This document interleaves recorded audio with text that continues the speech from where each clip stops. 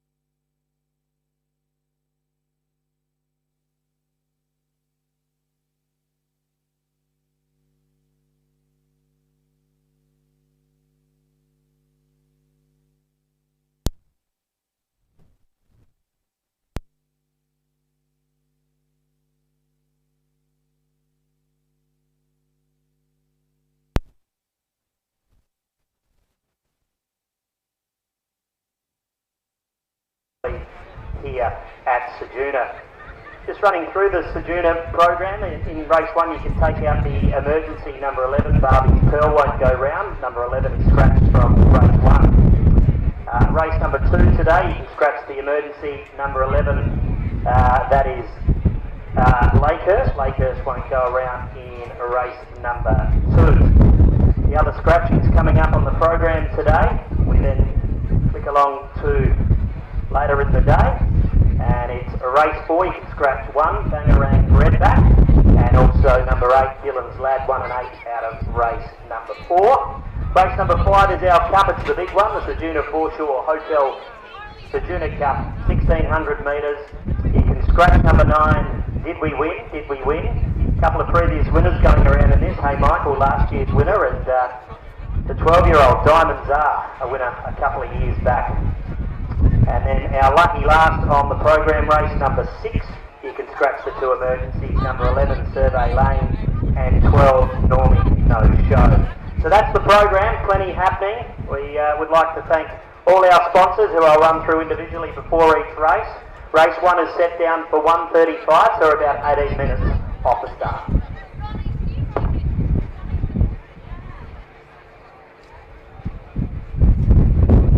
Favourite, very disappointing, all eyes on the Stewards report off that, but two-year-old racing can throw up results, and that's the case today.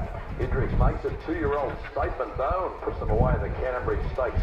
We'll see how the fillies stack up with the next race here at Rosehill. Also Group 3 grade is the Whitten Stakes, but Hendricks bursting through them with a neat turn of hoof. Home tote reward $11.20 and $4.10. Confederation, Spectre run well, does that and pays $1.80. Picture notice there is no third. Hendricks really good in winning race number 3 from Rosehill. Well, of course, something big is coming your way very shortly here on Sky Racing 1 in the shape of another fantastic tab time special. About half an hour or so away from it dropping, so get the cameras to the ready, scanning a QR code and getting inflated odds for a key chance later on this afternoon. Dave Stanley's enjoying tab time today. Queanbeyan, hi to you, Davo, once again. Yeah, you know, Marno, great to be joining you from a very good part of New South Wales future. The pub is packed, mate. They are all getting out of the heat today. Right across the country.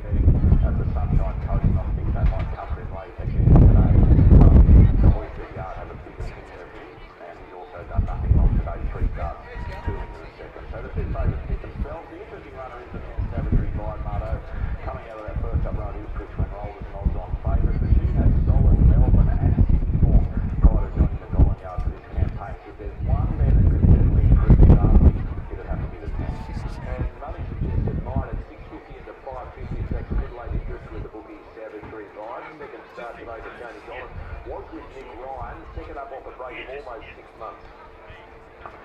Yeah, and when you look at that Melbourne form, like she was in the market in some of those races. She started favourite at Rose Hill one day and a benchmark 78 finished mare's race. She was only beaten a nose. So it's just disappointing for her. She's sort of turned the market against her, and maybe we're being a bit hard on that run, or maybe I'm being a bit hard on that run. I think she expected her to do more and she didn't. But she made this move that they just said she was first after 6 months, and no doubt she'll come on right the lane. Rare form at the moment, as is Cody Gone always difficult form of the trainer. So I could definitely see the appeal of the 10, and even since we've been chatting, she started to turn up.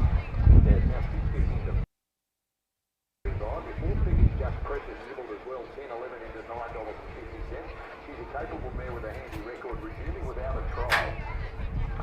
Yeah, so this is the interesting thing up here, Mardo. No trial publicly, but I did get hold of a jump out, and she jumped out particularly well up there on the Sunshine Coast. So they're exactly the same thing as a trial, they're just not recorded, you can't watch them. So it's one of those things I'm always banging on about up here, Mardo, to get those recorded and put into the form, guys. That's a hard battle I'm fighting, and eventually we'll get there. It takes time. Yes, in this day and age, they should be. Second event from Eagle Farm. Let's get trackside. Here's Mitch.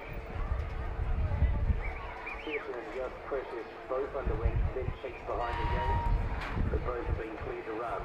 So Savagery Ride goes up to the late curve, and this is a 4.6 now, the ex-Victorian. Good fitter for the first sublimit. Now Concession about to come up. And Super Zamboni will be the last to load. Almost set to run. 1,000 metres, race 2. Mike leads.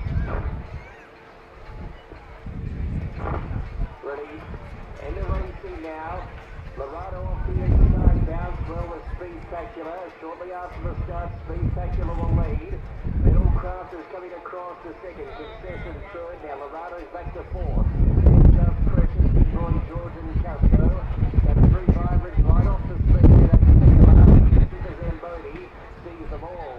At a controlled goal from 1,000 metres. Speedtacular leads along here. Middle Craft part of the corner. Concession third. And Lorado taking behind the speed fourth. Then followed by Castro, Just Precious. Savagery Vibrant their way off to with Big Boy, George and last Super Zamboni. It's Speedtacular in front. Lorado's into the clear now. And quickly out after Speedtacular for 200 metres back. Lorado structure front for Speedtacular. It's time coming back. Lorado drew ahead clear. Now the next hour half. And Lorado's going to be a bit too good for Speedtacular. Savagery Vibes got up for third late from Just Precious. Super Zamboni, Custo. Concession, Big Boy, George and Middle Craft. Lorado over the top of Speedtacular for Daniel Moore to pay $240. New South Wales $220 on the Super Cab. Clearly talented 4-year-old makes it 4 starts, 3 wins. Joycey. Yes, Mardo, lovely ride. 34 you target one protection, but he's not quickly. He's got plenty of room to hit behind it. All opened up when we wanted it to. And Lorado's a nice horse. And Speedtacular, continues to fight hard. She's now been the Queen at 8 of 9 starts, so no knock on her. But Lorado's the one with the upside, and he was too good there, Mardo. 9, 11, 10 and 4, 2 down, 8 races to come, Eagle Farm. Sapphire Coast, Kilo Raw calls a 7 race card. And Graham White's done the form first, like Bombay Boone in the first, number 2. But number 240, got up to about $4, back into $3.20. Like Christmas Star, 420 into the early 3 race, back out to $3.70.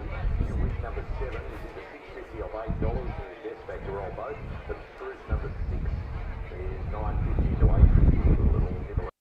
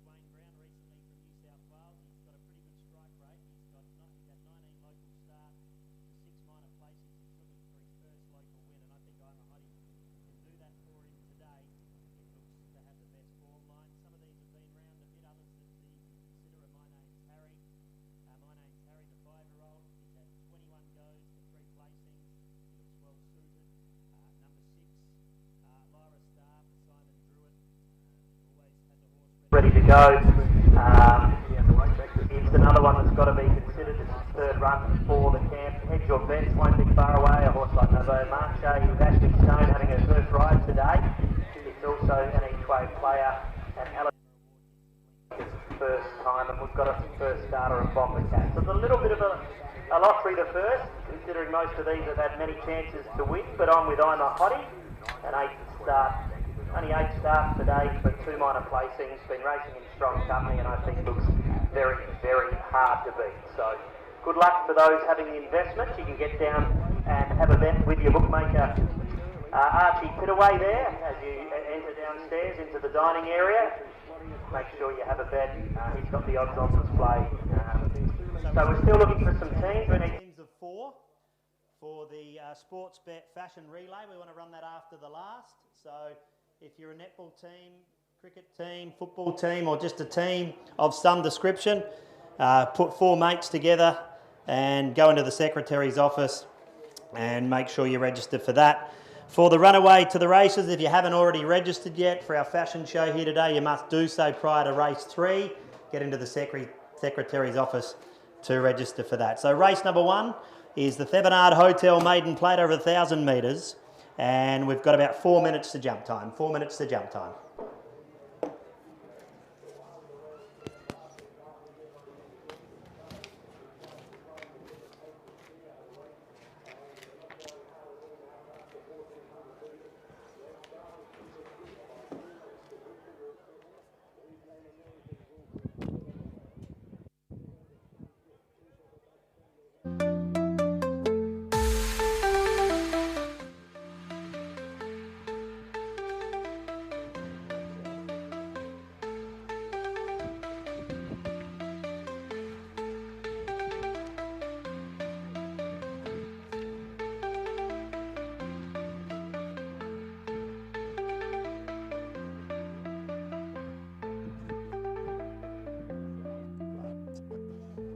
Start.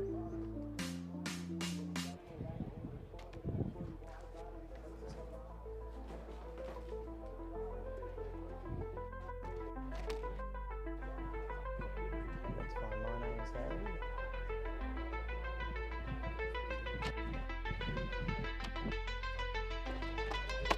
Alabama Award.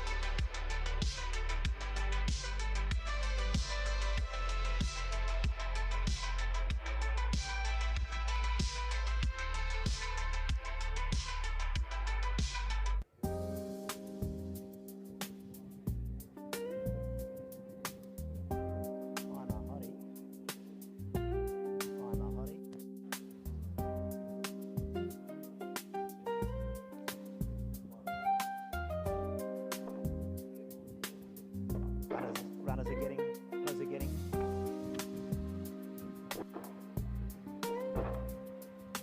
Runners are getting around behind the start here. It's number 1, starting the loading process for the Thevenard Hotel Maiden Plate.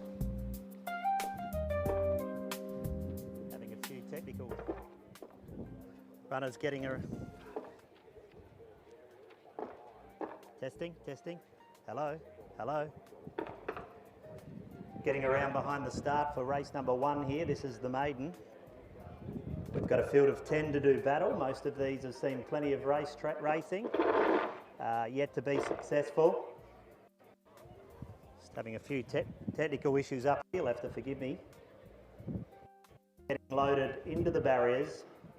You can see Alabama Award behind the line. Sports the blinkers for the first time today.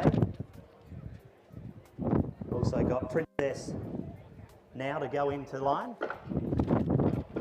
Looks like the others have loaded okay at this stage. Just having some technical difficulties here with the microphone, so we'll do our best. Head Your Bets is still behind the line. Jesus. Hello, you there?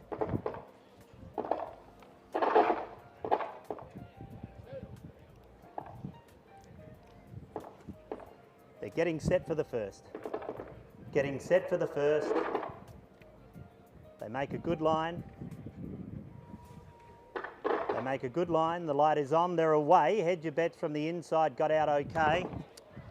Sorry guys, we're having some microphone trouble here. Doesn't seem to be working. Sorry guys, we're having some technical difficulties up here in the box. Can you hear me?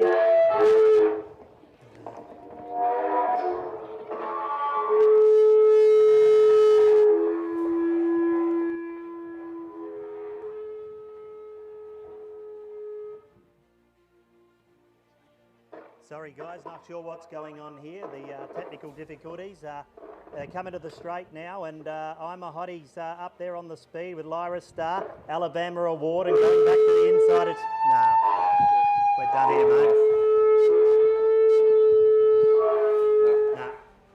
Oh, they come down with about 100 to go. It looks like it's Lyra Star out in front. Lyra Star a couple of lengths here. Social Dancers getting through, and I'm a Hottie down the outside. It's Lyra Star in front. A maiden no more. Lyra Star wins by a length from I'm a Hottie. Third could have been Social Dancer with Princess now. Alabama Award. Further back in the field then came Nove Marche. Head Your Bets. My name's Harry. And Bomber Cat pulled up along last.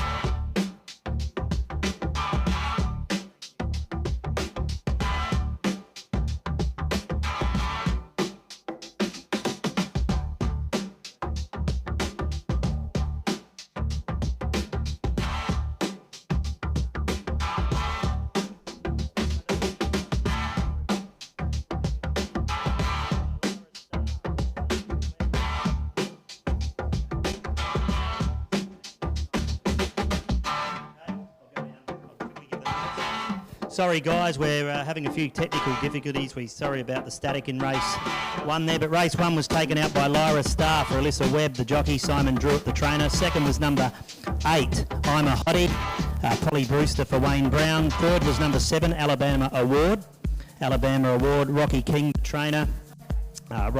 trainer, and Andrew Steed was the jockey, and 9 was 4th, Princess Now. We had 3/4 by 3/4, and the time was 59. So that was our maiden. We'll look to get these microphone problems sorted so we don't have that static, and we can get a race call for the remaining 5 races. Thanks for your patience. So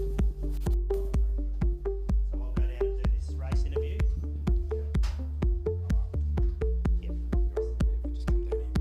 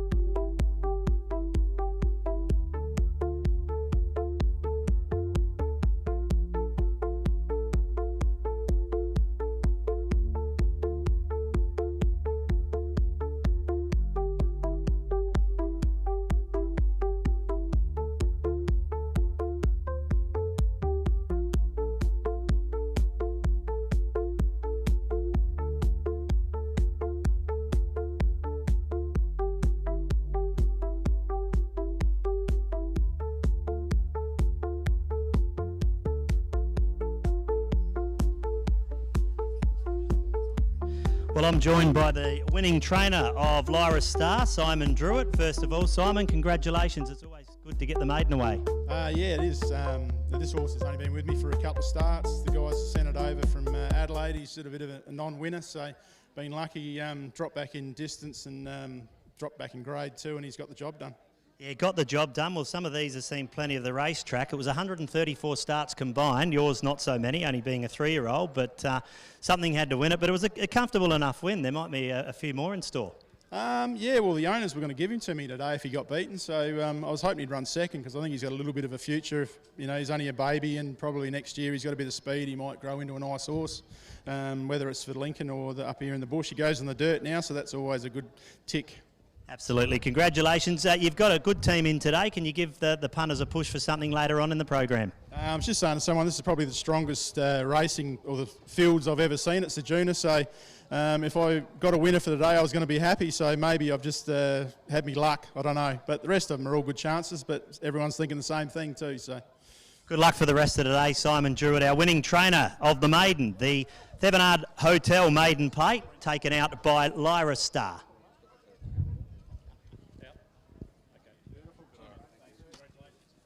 Thanks, guys. Thanks, Brett.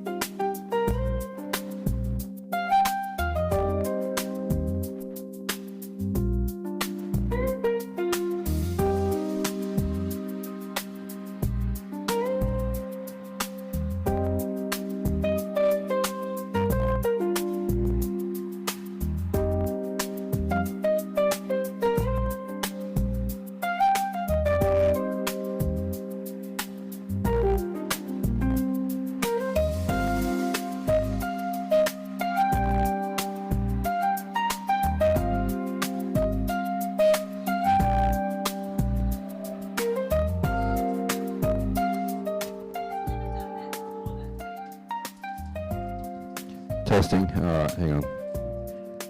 Testing, testing, testing, testing, testing, testing, testing, testing, testing, testing, testing, testing.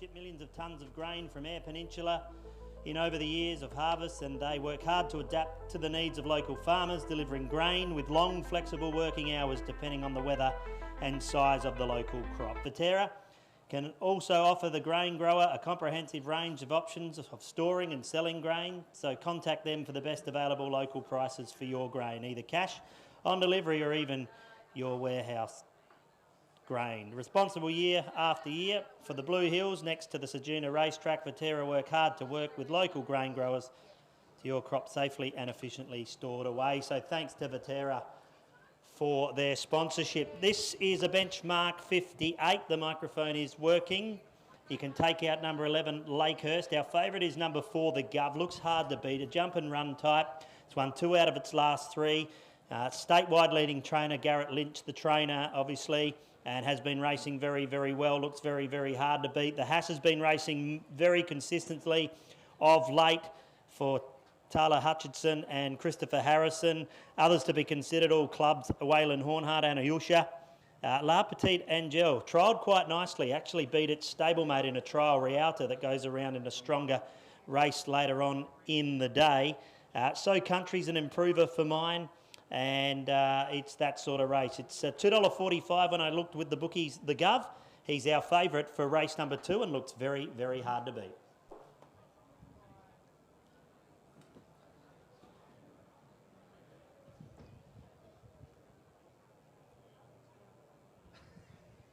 La Petite Angel. Angel.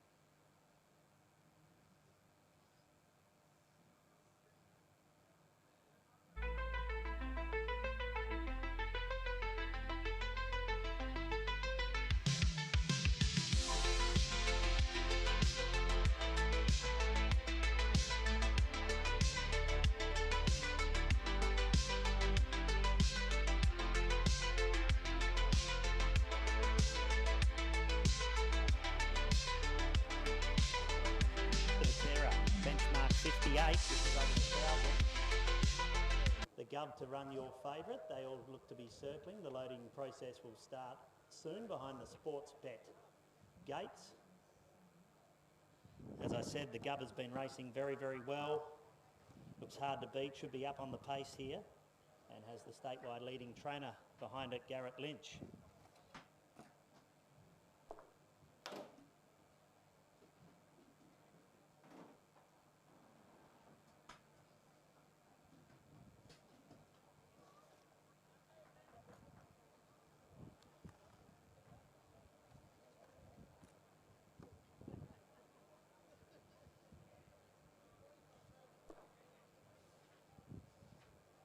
Loading process is about to start.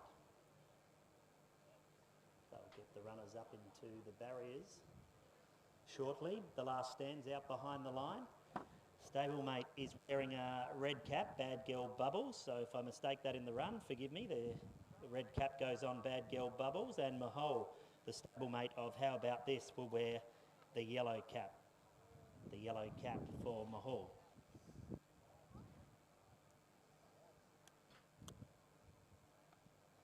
Number 8 is Raining Star with the black, red and white. Loading's going quite well here. Looks to be 1 or 2 out behind the line. Won't be too far off the start. We'll just wait for that flashing red light.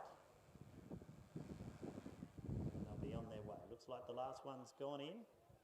Race number 2 here on Ceduna Cup Day. Sun's starting to poke out, a little bit windy. There's the red light. The gates are about to crash back. Race number 2.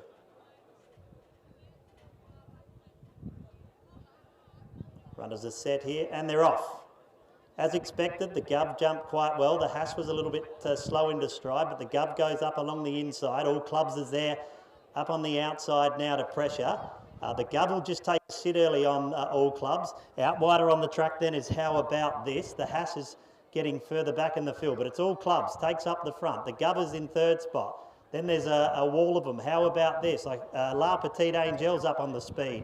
The Hass is just in behind them. Further back in the field came the stablemates, The Last Stand, and also Bad Girl Bubbles. I haven't called Mahal, but they swing into the straight now. And it's All Clubs out in front. All Clubs leads on the outside. The Gov comes out after it. La Petite Angel, the Huss down the outside. So Country's joining in out wider. It's All Clubs being joined by the Gov. The Gov on the outside of All Clubs. All Clubs in with a fight. The Gov on the outside took the sit. Will it prevail? The Gov and All Clubs. All Clubs fights back. All Clubs and the Gov. It's a photo finish here. I'll go All Clubs narrowly just in front of the Gov. 3rd then was So Country getting home. The Hass further back then came The Last Stand. La Petite Angel weakened out of it after doing work. The other stablemates, How About This, were together with Mulhal, Raining Star and Bad Girl Bubbles. And there's one that's pulled up, looks like Mahal. So we'll wait on the judges' numbers here. As a great finish to race number 2. The Viterra Australia benchmark. All Clubs led them up. The Gov took the sit. The Gov off its back into the front straight. And I thought it had done enough, might have had its head down on the line, but I'm a little bit further back than the photo finish links. So we'll just wait on these numbers.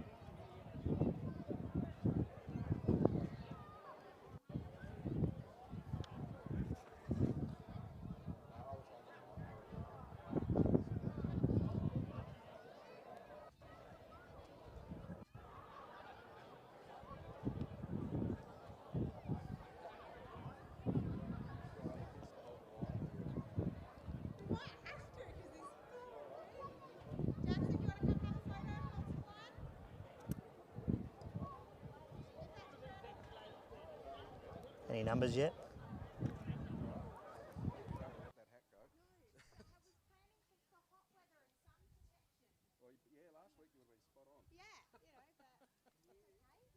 I still don't know who won though. It looked like 4 was, I don't know, I don't know. Either 1 or 4. Testing. Testing. Down right on the line in the photo finish, so I apologise to Waylon Hornhart and the connections. I was a little bit back off the line, but the favourite prevails. So favourite punters will be happy. The numbers are 4, the Gov. 1 was 2nd, All Clubs. 3rd was number 3, So Country, and 4th was number 5, the Hats. Short half head by 3 3/4. 3 3/4. 58 was the time. The Gov, trained by Garrett Lynch, gives Alyssa Webb a race-to-race riding double. She's having a great day here today. She, of course, won the first race on Lyra Star. Garrett Lynch continues his terrific run as the state's leading trainer. And the 8-year-old mare brings up win number 8 today. That's win number 8, a winner of over 260,000, close to 270,000 in prize money. And it got up on the line. Usually a front runner, but there was speed from all clubs. Anna Yusha rode aggressively, got it to the lead and nearly prevailed and went down a short half head for Waylon Hornhart. And in third spot gives Wayne Brown another placing with So Country. He still can't crack that first local winner. I'm sure it's not too far away. Polly Brewster was the jockey, but all honours with the favourite. Had to do it a bit different, but was able to get the head down on the line and get the job done.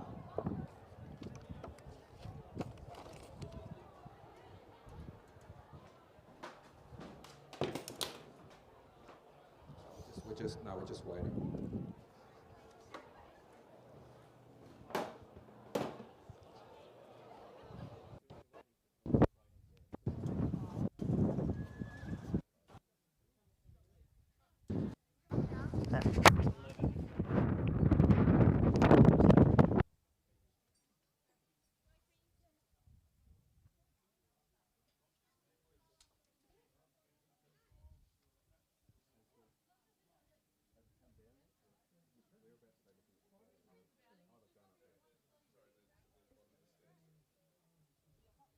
Okay, they're just looking at the photo.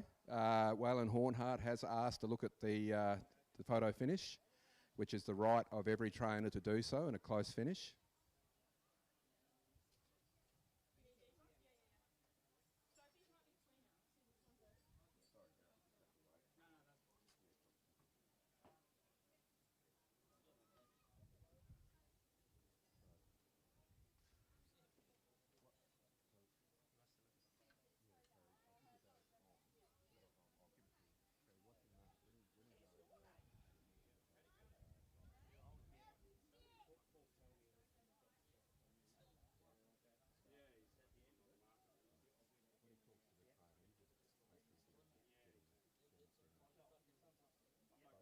Love it. Is this the trainer? Love that.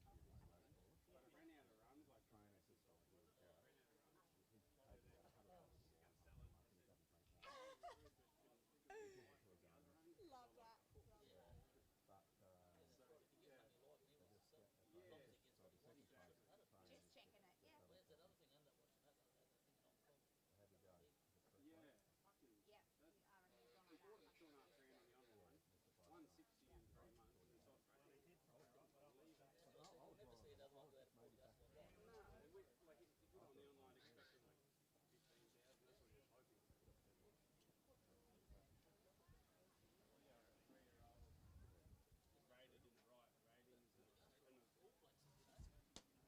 Okay, I think Garrett has had a look at the. No, it's not Garrett. Waylon has had a look at the photo. Sorry, Garrett. Yeah, so I think.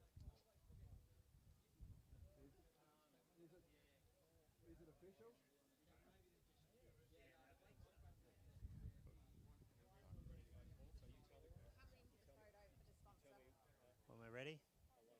Yep. We've got Garrett Lynch here, the successful trainer with the Gov. Nail-biting finish, Garrett, but got the head down when it counted. Yeah, no, I didn't think we won on the line, but Alyssa, Alyssa pulled the right rein and took a sit off the leader. We usually lead, so that was the game plan, but she's used her initiative and, really happy with the ride and happy to get the win. He's done a really good job, this horse. I mean, I think it's win number 8 or 9 today and over 260,000 in prize money. Yeah, no, we bought it second hand, so I hadn't won that for us, but this is third win for us. We bought it for $900, so it's doing its job and, pretty happy with the win and, very good. And the season rolls on. You're having a great season. You're our leading trainer statewide. Yeah, we're doing the miles and racing them where they can win, so, it's all working out. And for the punters out there, what else have you got left for us? Can you give us a push on something later in the day? The Gov was definitely my best. I don't know, Boom Bang's half a chance in the Cup and Cremosa was really good the other day, Kangaroo on, so it'd be hard to beat too. Thanks for your time, Garrett Lynch. He's doing a great job. Another win to the Gov. Getting up, well, I'm glad he thought it got beat as well, because I certainly did from the caller's box, so that makes 4 or 5 of us now.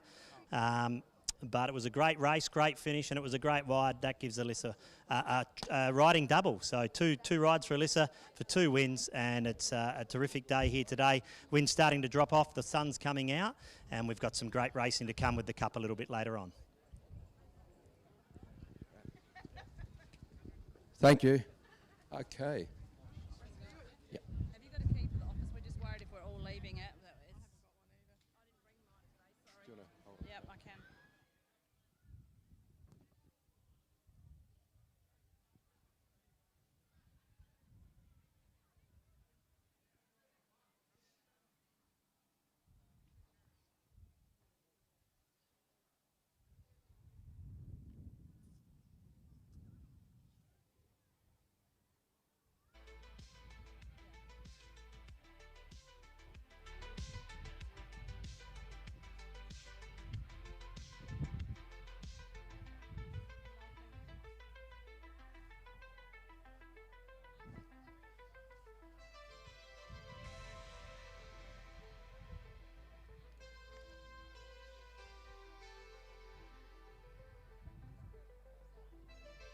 Pardon? Yep. Do you want to have to do it? Testing, testing, testing.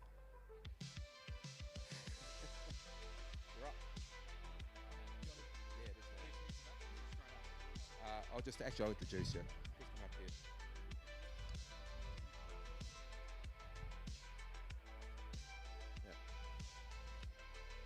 Yeah. Okay, it gives me great pleasure to introduce Sam Telfer, our local member for Flinders.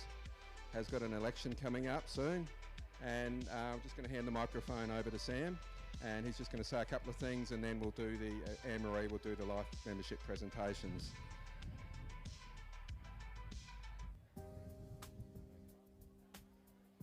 Thank you, Bruce. Everyone, it's lovely to be out today.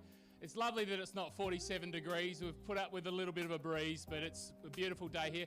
Congratulations to the Racing Club and really the whole Ceduna community. 100 years of racing is a pretty special occasion. I know there's always challenges with getting volunteers to help, but thank you to everyone who's involved in the process, because it's all hands on deck when it comes to these sort of events, and especially in communities like ours, that when everyone's involved, that it only takes a little bit of effort from everyone. But I do want to congratulate the life members that are being awarded shortly.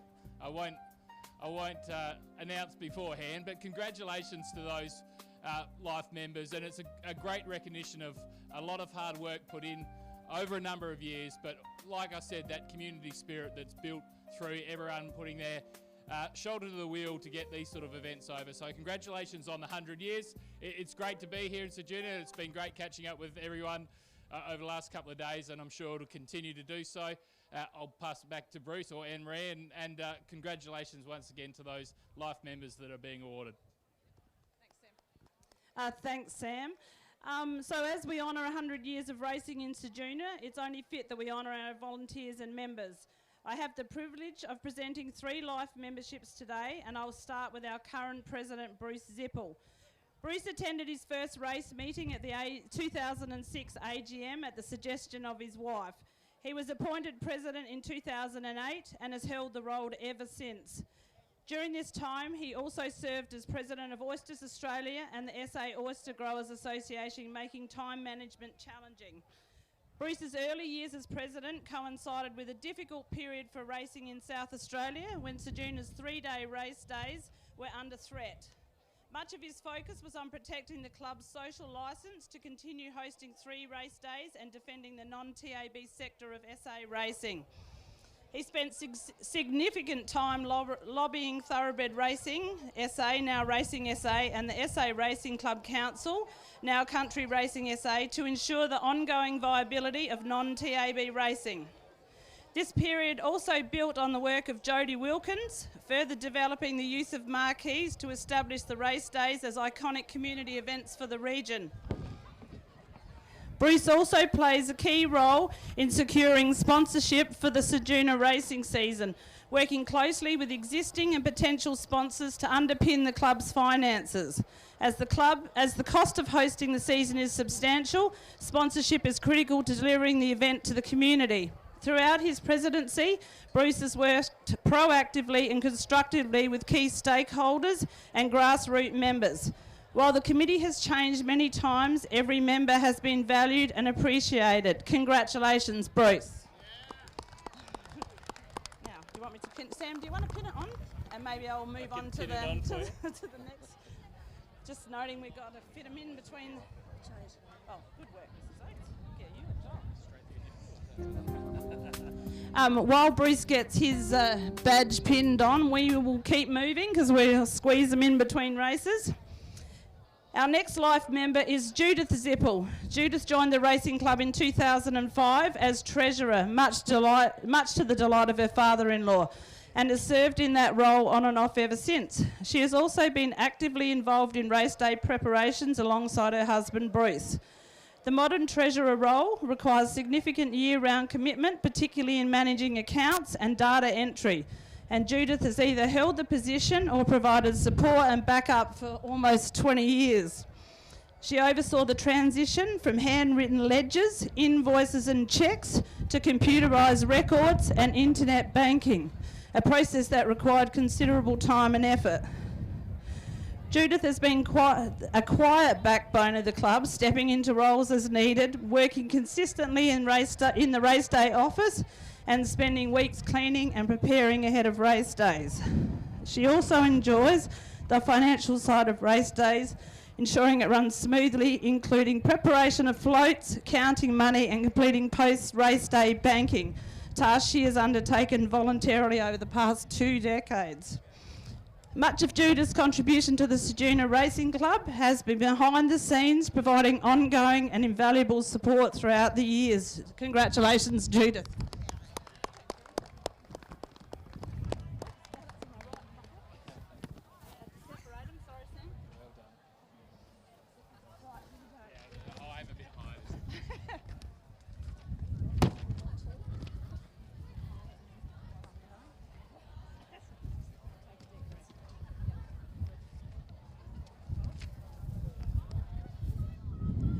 Our last membership today is presented to the late Herbie Oates, and this will be accepted by his wife Bev. Herbie is recognised as one of Ceduna's early leaders, serving as Vice President from 1976 to 1978. Herbie is also remembered as a local trading legend.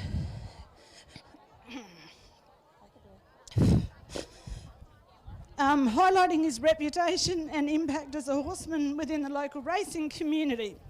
Herbie began his training career in 1974 when he took over the preparation of Luna Dawn for Mr. Stan Goy. That moment marked the beginning of a remarkable breeding and racing era at Luna Lodge. Luna Dawn went on to become an outstanding broodmare, producing numerous successful horses across the Eyre Peninsula. Herbie was known for preparing horses that excel in the specific conditions of regional dirt tracks to secure numerous wins for local owners.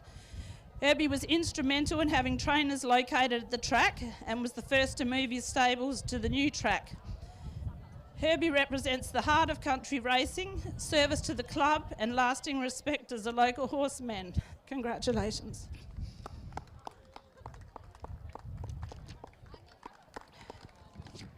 Pocket that one's in. Well done, Anne-Marie. Did really well. Yeah, that's what we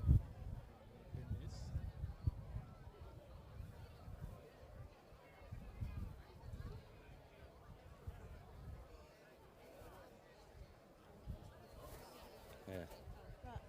Yeah. Okay, thank you. Well done, Anne-Marie. Photo? Yes.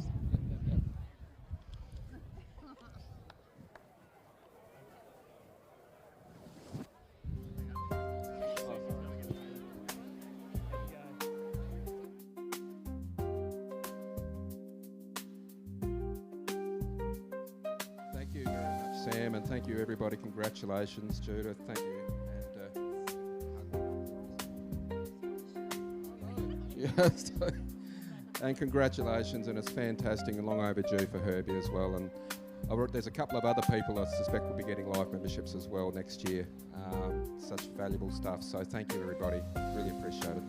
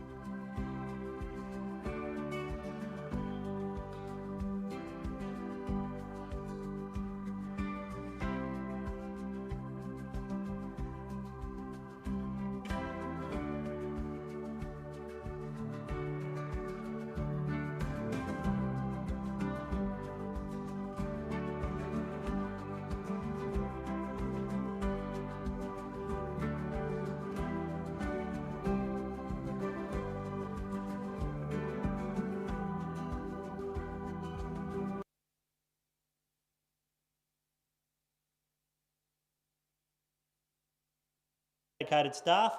We'll be delighted to help you organise your finances to ensure that you get your book in order to make the most of tax refund. LM Chartered Accountants are also happy to help when it comes to investing your hard-earned money. Midsec Financial Advisors are your specialist financial advisors working locally through Letcher Moroney Chartered Accountants. Want to work out where best place your investment? Phil Middleton and his team are the experts. Get in touch with them. Expert financial advisors, increasing your superannuation and bank balance. With many years' experience, they're the guys to see to talk money. Well, race number 3 on the program, it's the benchmark 52. The stablemates Master Charlie and Bonjour. Bonjour will have a purple clap, so I'll try to get that correct. And Able Warrior, the stablemate to Duck, Duck, Duck, will have a red cap. Looks a good race here. I thought Lord Morton looked a chance. The grey has been racing well of late and is well placed here. Another of those of the chances is Cremosa. Garrett Lynch going for a race-to-race double after winning the previous with the Gov. It's a pretty even field. I thought Horson could run a good race, Wendouree, but the main chances for mine are 8 Cremosa, 3 Lord Morton, 1 Wendouree, 7 Bonjour, and you could throw something on Hate's School Concerts and you wouldn't go too wrong on an each-way basis. So race number 3 will be coming up shortly. We step up to the 1200 metres. Runners are getting ready behind the barriers.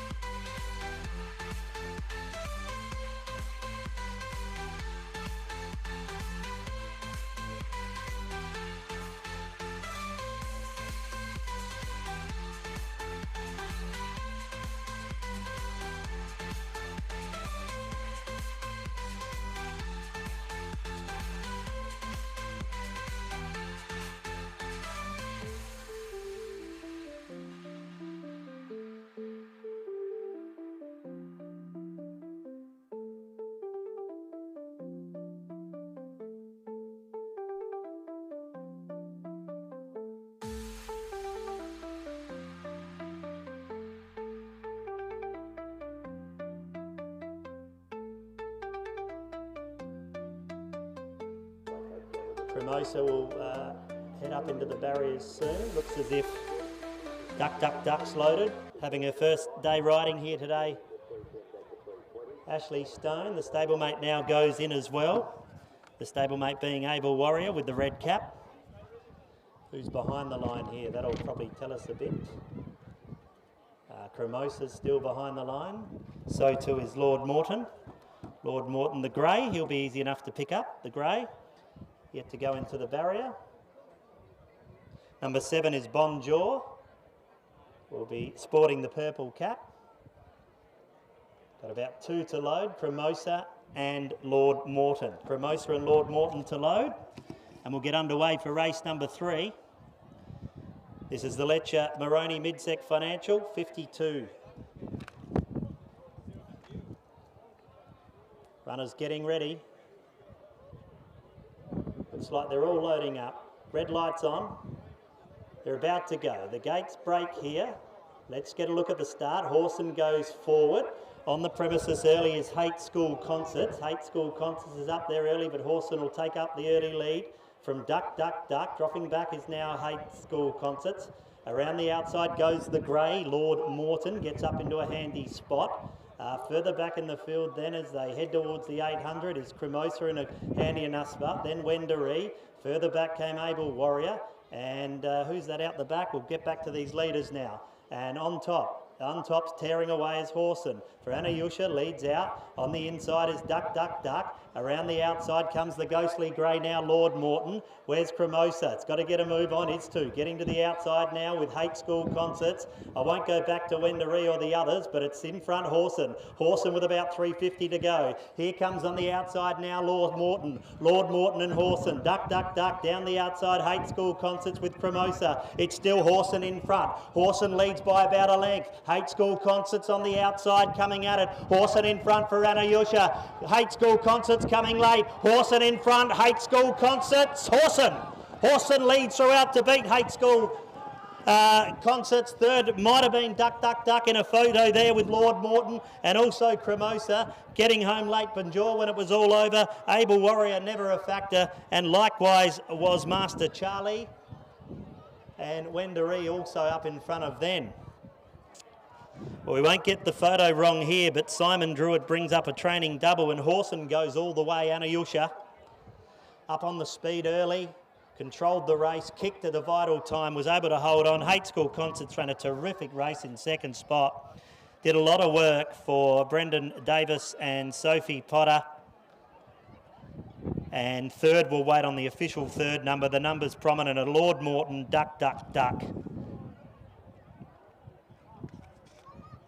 and Cremosa.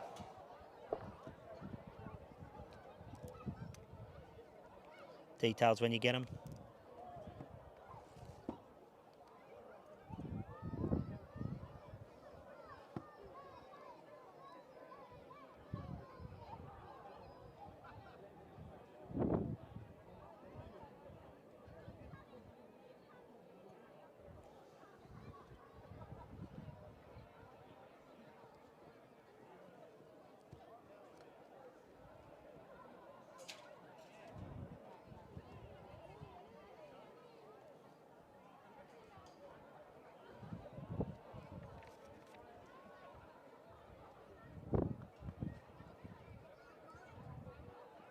Judges' numbers. Okay, so after the presentation of this race, we will have the runway to the races. And so if all entrants in the runway could go make their way to the fashion stage. Second was number 6, Hate School Concerts. Third was number 3, the grey Lord Morton. Fourth was Duck, Duck, Duck. And the 8, Cremosa, finishes up in 5th spot. So the winner, Horson, by a 6-year-old brown gelding by Barbados out of Artie's Angel. Anayusha for Simon Druitt, giving Simon a training double. And this horse, although being a 6-year-old, lightly raced, only had the 13 starts, brings up career win number 2 today. Second, Hate School Concert, a terrific run I thought in second spot, did a lot of work, and there's a win not too far away for it. Brendan Davis, the trainer, Sophie Potter, the jockey. Third was Lord Morton. It also did a good job for Kate Halliday, the trainer, Alyssa Webb. She couldn't bring up that treble. She rode the first 3 winners. And number 4, Duck, Duck, Duck. I'm sure Ashley Stone, I should say, will be very happy with that. She wasn't far off a place getter there at her first day of race riding. It was a neck by 3, and the time was 1:13.02. 1:13.02, all honours with Horson, horse number 2. Race number 4 today is the Toyota Australian Feature Sprint, one of our features of the day, the 1300 metre. You can scratch the 1, Bang Orang Redback, and also number 8, Dylan's Lad. 1 and 8 come out. Race 4 set to go at 3:20 local time.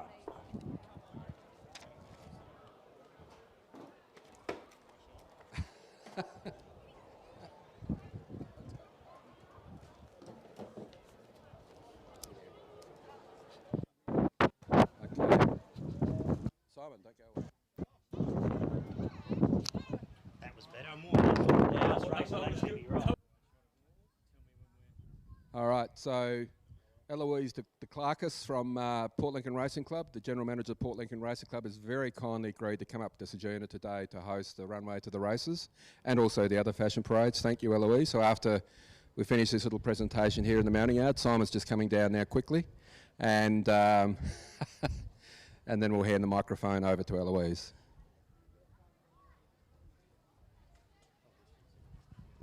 Beautiful. Well, we're back again, Simon. It's a good day out. Yeah, can't complain too much. There's been a lot of duck eggs alongside my name as a trainer the last couple of months, so it's good to get back up here to Ceduna, which I love coming up here, and I've got a few supporters that always hang over the fence and yell out and scream and cheer me horses on, so I haven't let them down too much today, so see how we go. What's the story behind this bloke? He's a 6-year-old and he's only had that career start 14, win number 2 today. Unfortunately, I bred him myself, so he always got put back to the back of the queue. I bought 4 yearlings or 5 yearlings that year, so he was always left. But we actually, his mum, she loved the dirt. Like she won up here. I took her to Alice Springs. She won up there as well and went to Darwin. So she grew another leg on the dirt. And this bloke's a bit the same. He just loves it up here. He was a bit unlucky last time. He got beaten in that photo finish you seen in the second race. But I thought I'd won that one as well. So I just said to Anna before the race, he just loves being out and doesn't like being inside other horses. So he just let him roll.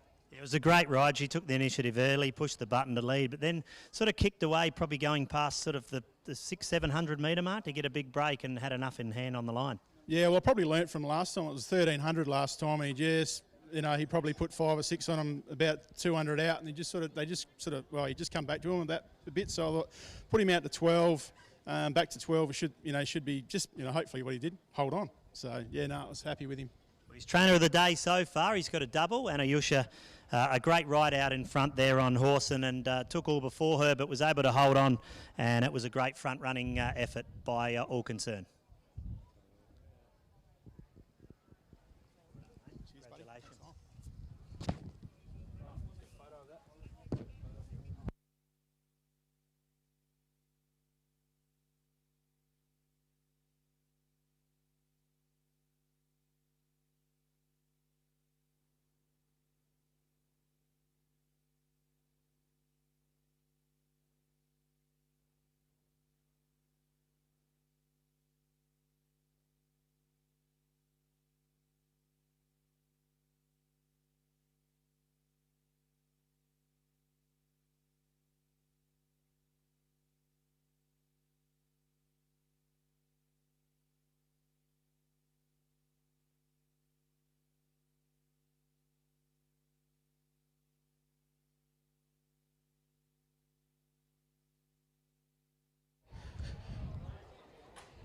Okay, could we have the judges, the fashion coordinators, and all of the entrants for the Nutrient Ag and Harcourt's EP Coast, and could we also have the sponsors up here? Okay, how are we going? We'll start to coordinate everybody. So I'd like to introduce Eloise de Clarkis from the Port Lincoln Racing Club. She's the General Manager of the Port Lincoln Racing Club, and she'll be your host for this particular fashion parade or for the runway to the races and all of the other fashion parades after the next lot of races. So, okay, Eloise, welcome to Ceduna. Thanks, Brucey. Wow, it's a real treat to be here at Ceduna today. I love a dirt track. Love to see some fillies and some, horses going around it. It's a good time. And just a quick reminder, if you have entered into the Nutrient and Harcourt's fashions on the runway, now is the time to come up and give me a wave. I want to see people with hello. If you've got a nice little number in your hand, I'm seeing a few here, now might be the time. We've got 8 entrants into the runway to the races. This is the one with a major prize. First prize for the women today is $1,200. We've got a runner-up prize and, of course, a best millinery with a $300 cash prize also. Okay. Beautiful. Boys and girls, I'm going to start calling up entrants. If your name is Fru Halbert, I would love to see you up here at the runway. Thank you very much. Yes, a little warm round of applause. Thank you. if you would like to give us a walkthrough, I'm going to quickly talk through the outfit details. I've got a little description here. We've got an Elliott one-shoulder sorrel gown in a statement black and white. We are going a derby theme this year. It's a modern evening statement dress, which Fru has said has bold monochrome tones and an elegant sculpted form. We would all agree with that. The nails have been done in Q. I can see, I don't know what you call that, very abstract. It's, yeah, I'm sure it's giving fine art. We've got some millinery here from Verano Hill. Oh, that was the handbag. Gold details there. Bellini, Blondie patent, slingback, low heels. Give us a turn, Cinderella. Thank you. Blingy but classy earrings by Paula Hall Designs. And the nails were matched by technician Brooke Carey. Thank you very much, Fru. A nice round of applause for her there.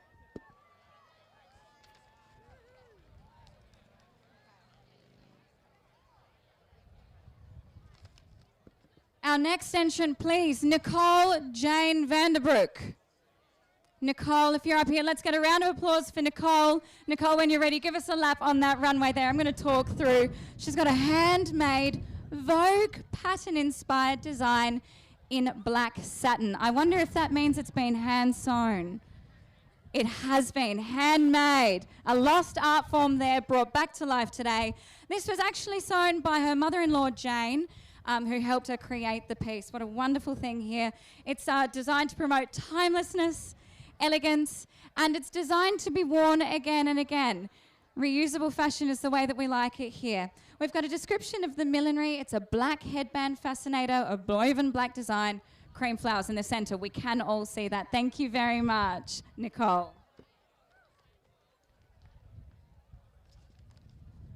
And I can just see our judges over here. I'll give a quick shout out for the judging criteria. Obviously being a derby day, we're looking for strictly monochrome black and white pieces, a very timeless style. Our third entrant for the runway to the races is Renee Dahl. Please make your way up to the stage. Give us a quick twirl on the runway. We love to see it. I'm seeing a black checker theme here. Looks like your girl wants to win at the races. It's a checkerboard bolero over the white mid-daxi dress. There's some new technical terms here I'm yet to learn. A black Savannah boater, looking beautiful, large brim, made for the breeze. She might take off, but she's going to look good doing it. Our next entrant here is Asha Seidel. Please make your way up to the runway. Ash has got some friends in the audience. We love to see it. This is a pastuchus outfit. Those things aren't cheap. I've sussed it online. Clasped from a lustrous silk finish taffeta and finished with a black and off-white polka dot print. We love a girl in spots, very on trend, which is one of the criteria that our judging criteria are looking at today. A beautiful red lip. Our next entrant, let's keep this moving quickly, Joe Hillis.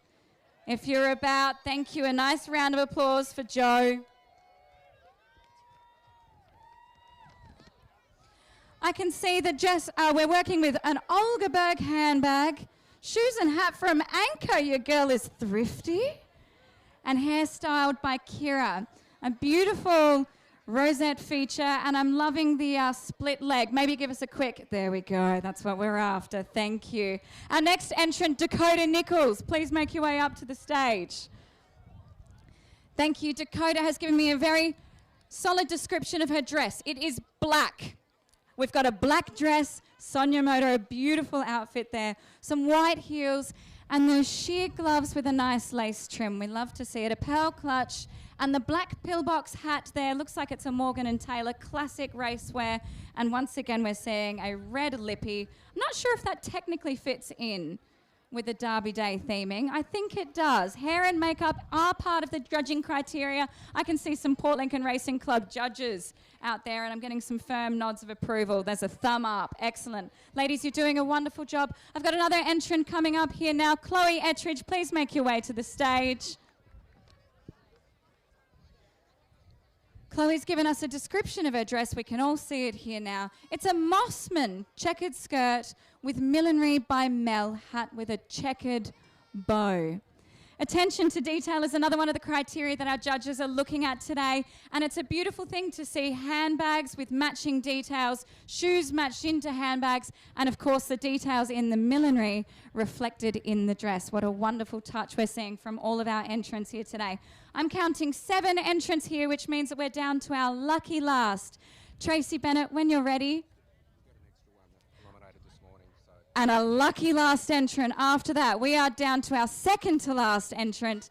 Tracy Bennett, please make your way up to the runway when you're ready. Tracy, in the pants today, part of the dress code. We love to see it. Derby Day theming, a white pantsuit and a borrowed hat. Sustainability is the name of the game around here. I can see the toes match the pantsuit. There's some attention to detail there, judges. Thank you very much. Wonderful. We have one lucky last entrant today. And to keep it interesting, let's run it as an interview. I'd love to get the name of our lucky last entrant for the today. It is Melanie Samsonenko. Melanie, tell us about the dress. It's an Only One Ashley, Perth designer, sourced on eBay and for a lot less than what she charges. And the Dior brim with bow is from With Grace Millinery. A girlfriend of mine does a lot of racing, so she sends me lots of pieces. So is this a borrowed piece? No, I bought it, but yeah, for very little compared to what she pays. I love to see it. Why don't you get up on the stage and give us a quick twirl there. I can see a beautiful lace, a nice little bow trim on the side piece there. I've seen a lot of dropped waist hems this season on the runway, and I love to see that attention on the waist. A lovely thing, our lucky last entrant here.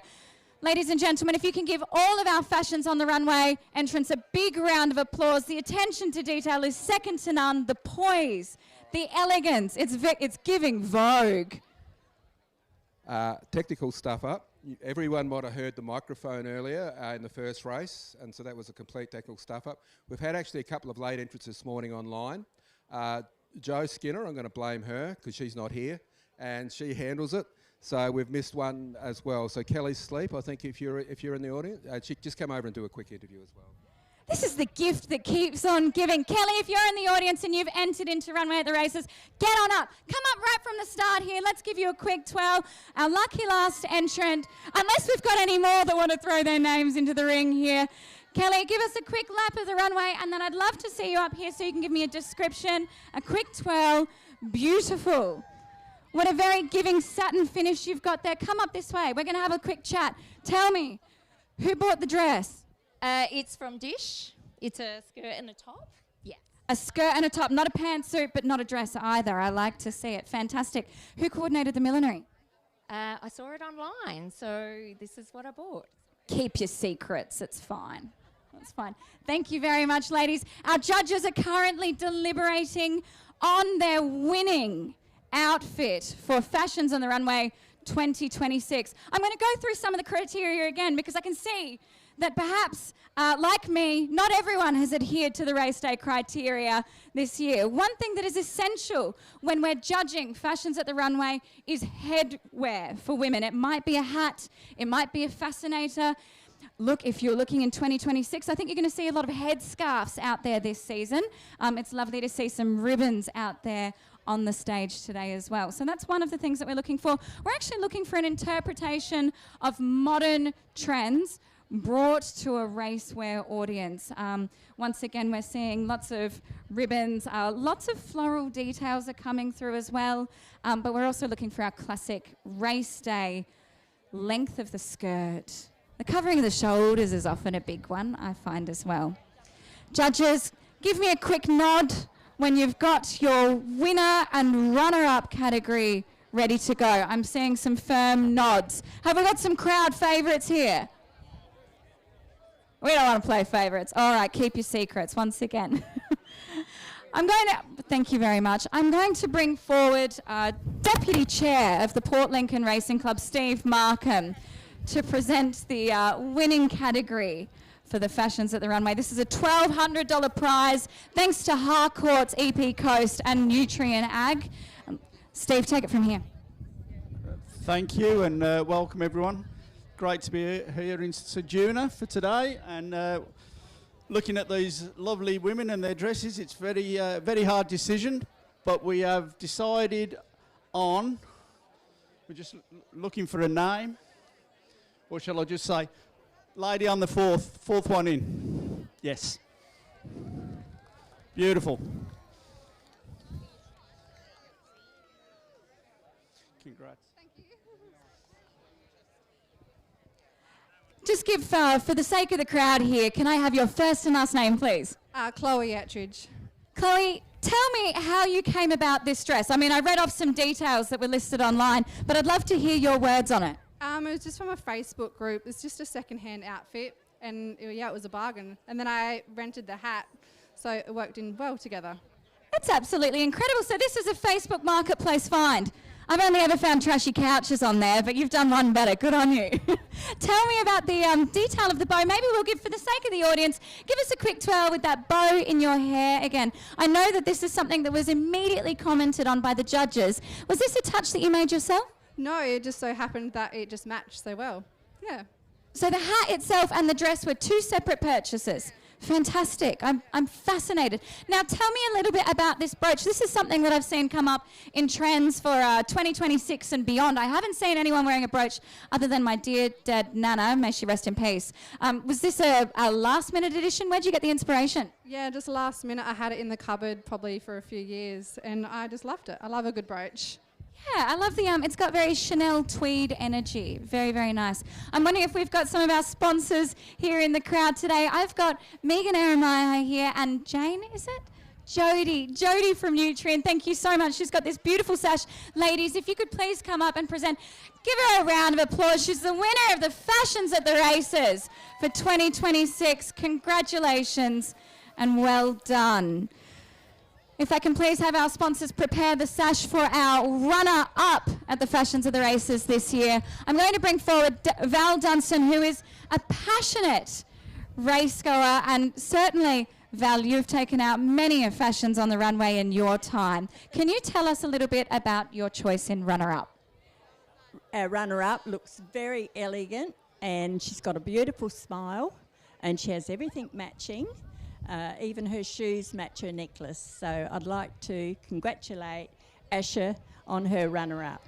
Asha, congratulations. Please come forward. This is that Patch Jesus number. I've spied you for a long way out. And a classic red lip. Megan, if you could please come forward and present Asha with second prize. Fantastic. A very deserving runner-up. Do you want to come back here? I'm not done with you yet, sis. Tell me a little bit about the inspiration behind the outfit. Well, I found the dress first. My pearls here are actually my great-grandmother's. You're bringing a tear to my eye. My dad actually wrapped the ribbon around my purse this morning. He's a crafty lad. There's been a few crafty things today, yeah. So, yeah, just all came together. You absolutely look beautiful, and I think it's the timelessness that appeals to me the most, but I'm a sucker for a polka dot, aren't we all? Thank you very much for entering. A big round of applause. It leaves us with one remaining category left to announce. The judges are here to present the winning millinery with a $300 cash prize. I can see some millinery flying off in the audience there. Well done. I'm going to bring forward Michelle Power. I love Michelle because she's my chairman at the Port Lincoln Racing Club. Lady Chair. Michelle, talk us through some of the judging criteria that you're looking at with millinery. Thanks, Eloise. Yeah, and today, congratulations, ladies. There's some amazing outfits on the runway and made it a very, very difficult decision. But certainly elegance, matching the outfit, simple, sticking with the theme, and that goes to Tracy Bennett. Congratulations, Tracy. And once again, we've got a beautiful little cash prize to match in with all of that effort. And there is so much effort that goes into coordinating an outfit. I couldn't even put a ribbon in my hair for today. Tracy, I'm not done with you. Get up here, please. Tell us a little bit about the hat. Well, it's actually my sister-in-law's, and she hasn't had the opportunity to wear it yet. I had to cut the tag off to wear it today. So tell me, does the money go to her? Well, we'll share it, I'm sure. You're the one that wore it, and you wore it so well. Congratulations. And once again, congratulations to all of our winners for the Fashions at the Races. I've got to say, this is the best dressed Fashions crowd I have seen at a country race meeting, and I've been to a few. Congratulations, ladies. Well done. Go straight on to the next category. In this one? All right, we're going to take a quick break from fashions. We've got our next round of fashions coming up after race 4. Check your lipstick, do your hair. We'll see you back here after the next race. Thank you.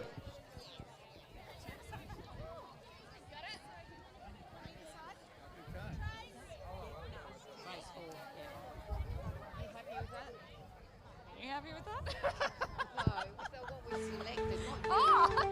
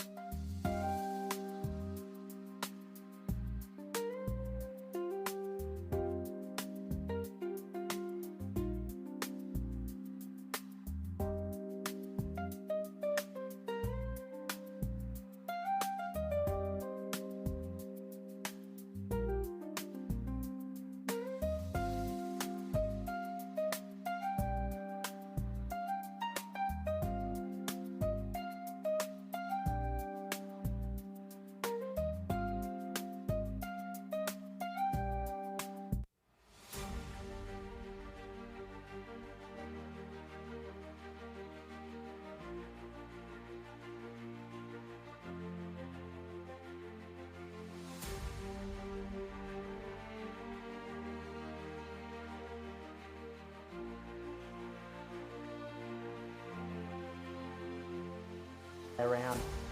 Interesting race this. Rialto's a well-performed horse. There's looks to be a number of chances in this event. Rialto is definitely up the top there. I thought Chef Militair's been racing well of late. Surely Wayne Brown's got a crack at soon with Raymond's Reward. Jinsoko's mixing its form of late and Have a Jaw. I think your main players are 2 Rialto, 4 Raymond's Reward and 6 Chef Militaire.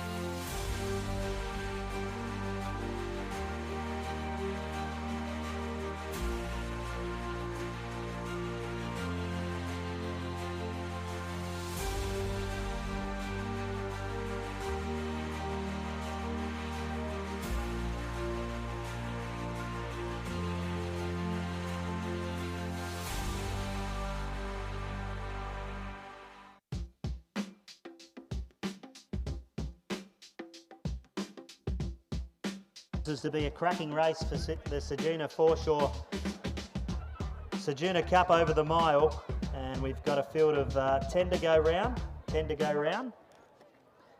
then we'll conclude at race number 6. Been a pretty mild day. That wind's starting to pick up again here.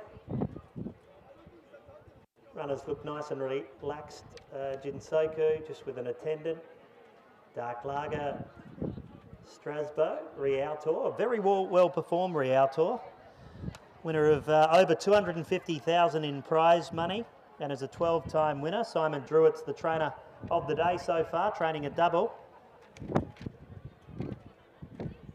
Have a Jewel, one of the roughies.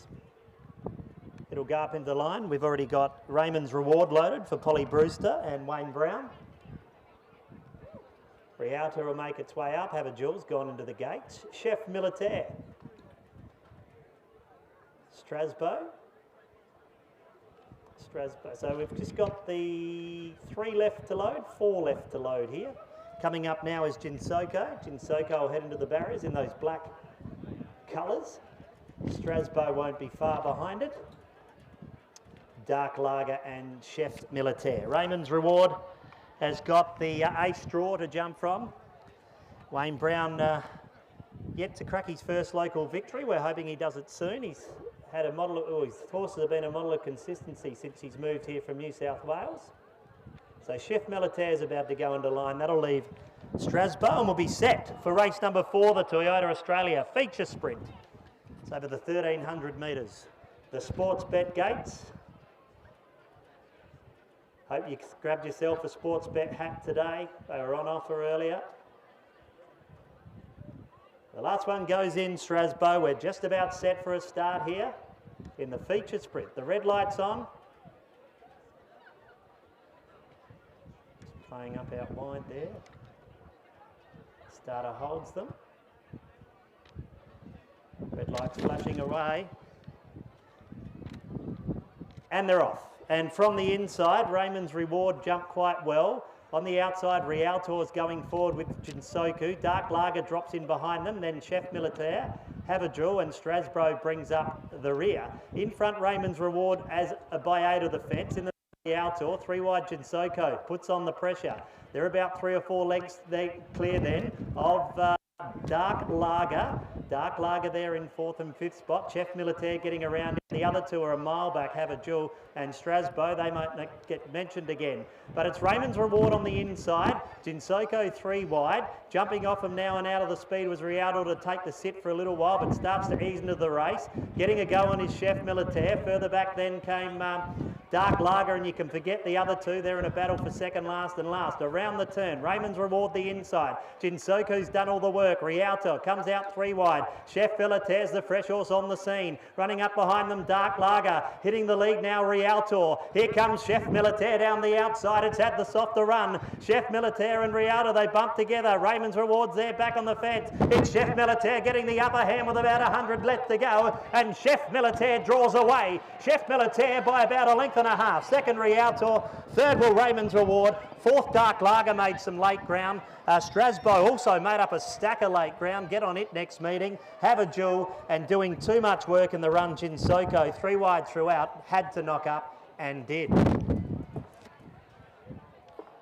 Well, what a day out. Alyssa Webb's happy. That's win number 3 for trainer Mick White. Let all the speed go early. He was the last start winner at Port Lincoln, and he was finished too well today. It was a great ride. She's riding in great form. That was win number 3, start number 40. Got 10 minor placings. Takes its prize money up around nearly 90,000 now. Great ride, set off the speed. She's ridden a treble. Rialto was brave in second spot, did some work. Taylor Hutchinson, she was involved in the early battle, then took a sit off the leaders. Raymond's Reward battled on well. He did the work. And they were the first 3 over the line. We'll confirm all numbers, margins and times in the not too distant future.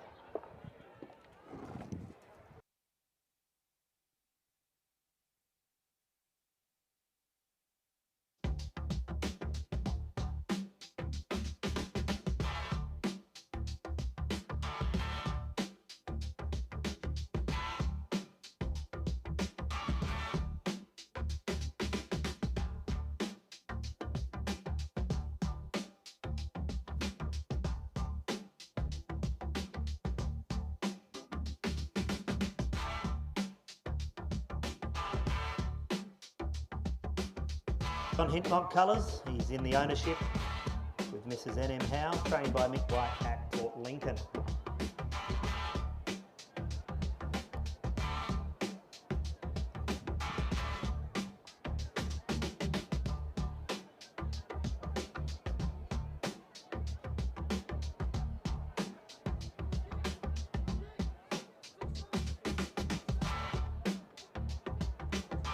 Anything there, Elliot?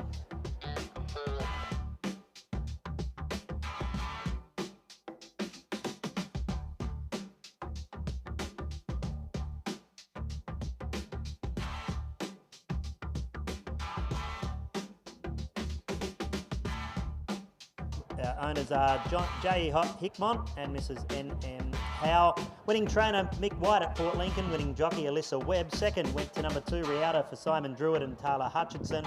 Third went to number 4, Raymond's Reward, Polly Brewster and Wayne Brown. And into 4th spot, Dark Lager for Suchi Karachi and Trent and Laura Allen. It did a good job, I thought, and it might be one to follow. The margin's 2 1/4 by 5 1/2, 2 1/4 by 5 1/2. And the time was 1:19.4. 1:19.4 on race number 4, the Toyota Australia feature sprint. And our feature race is the next, the time-honoured Ceduna Foreshore Hotel Ceduna Cup over the mile. You can scratch number 9. Did we win? It's over a mile. We've got last year's winner, Hey Michael, and we've got the winner from a couple of years ago, Diamonds Are Going Around. That's set down for 4 o'clock local time.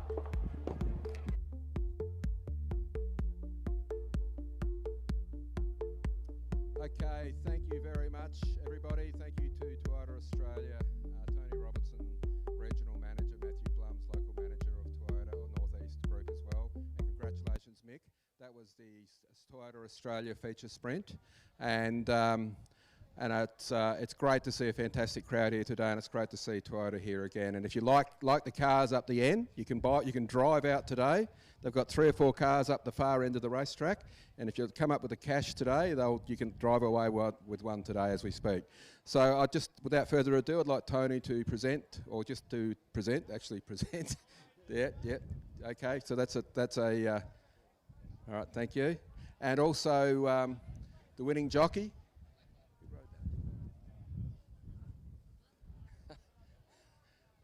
Okay, anyway, I just might get Tony to say a couple of words on behalf of Toyota Australia, and I'll just go and grab the jockey. Thanks, Bruce. Yeah, on behalf of Toyota Australia and Toyota Financial Services and our local dealership here, Ceduna Toyota, look, thanks to the committee putting on another great event. Thanks for all the punters that have turned out this year, and congratulations to our trainer and everyone associated with the horse today.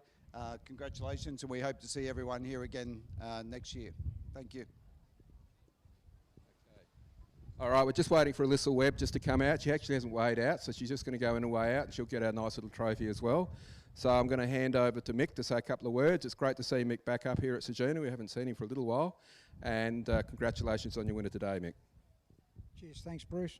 I'd like to thank the sponsors of the race, the Gilray Horse a Treat, and all the people that have turned up to make this meeting like it always is every year, and hopefully that we keep racing here for the next 20 years. Thank you. Thank you very much, Mick. Very much appreciated. All right, Alyssa, would you like to sorry, this is my fault, anyone that's live streaming, Bruce's fault, because I forgot to line up. I lined up Mick because he's done this many times before, but I forgot to line up Alyssa. So, Matthew, would you like to present? Oops, sorry, don't break it. So this is actually a feature sprint. So this is on behalf of the sponsor. So yep. Just look into the. All right, Alyssa, I should have warned you, but I think you're trained at the academy for this. But would you like to say a couple of words? Look, I'd just like to say a big thanks to all the support that I've had coming out to these non-tab meetings.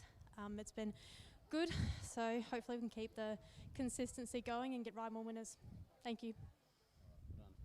Thank you very much. And there's also a bottle of wine to go to Mick. I don't know if Mick drinks it or whether he wants to give it to Alicia. Yeah. Okay, just another photo for the camera, please. All right, okay. Thank you very much, and thank you, Matthew, thank you, Tony, and thank you very much for your sponsorship once again, and thank you very much for being here today. All right, thank you, everybody. We're just going to do the fashion parades now, so I'm going to hand this back to Eloisa.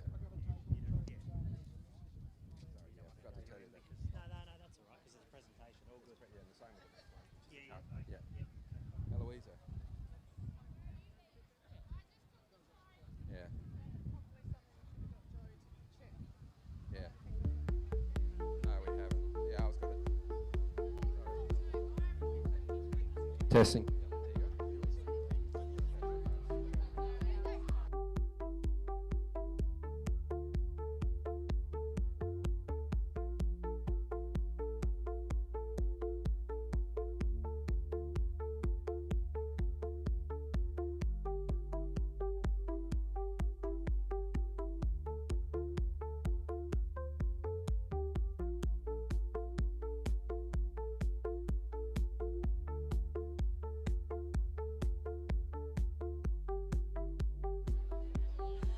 Ladies and gentlemen, we're back again. It's fashions at the runway time. If you are one of the good folk, men, women, or children that have entered into the 2026 Ceduna Fashions at the Races, now is the time. We've got a number of sponsors here to thank for this one. EVCO Building Solutions, West Coast Fuel, MGA Insurance Group have all thrown in some amazing prizes. Kiddies, you're last. So we'll get you off the stage for now if you don't mind. Ladies, it is your time to shine. Ladies are we there? Ladies who have entered the fashions on the field, now is your time. Grab your numbers, come up to the stage, let's make the most of it.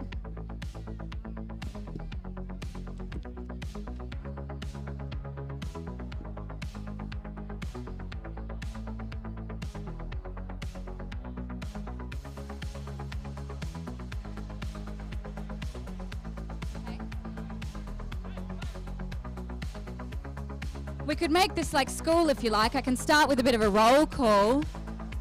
Bree, Maddie, Jane, Tarina, where are you ladies? You're standing me up here. Here we are. Is it too late to join? Mature ladies, if you're ready to go in the mature age category, we've got you coming up next. Mature age is next. Let's start with the ladies, fashion at the races. Come on up. We've got number 16 here. Keep your numbers high on display. The judges are just sitting off to our left over there. And once again, they're looking for the same criteria. Ladies, if you'd like to get into one orderly line here. Yep, that's right. Fantastic. Once again, the judges are looking for the appropriateness of your outfit. We're talking weather, we're talking conditions. I do note that we're on a dirt track here and my open-toed shoes are getting pretty gritty.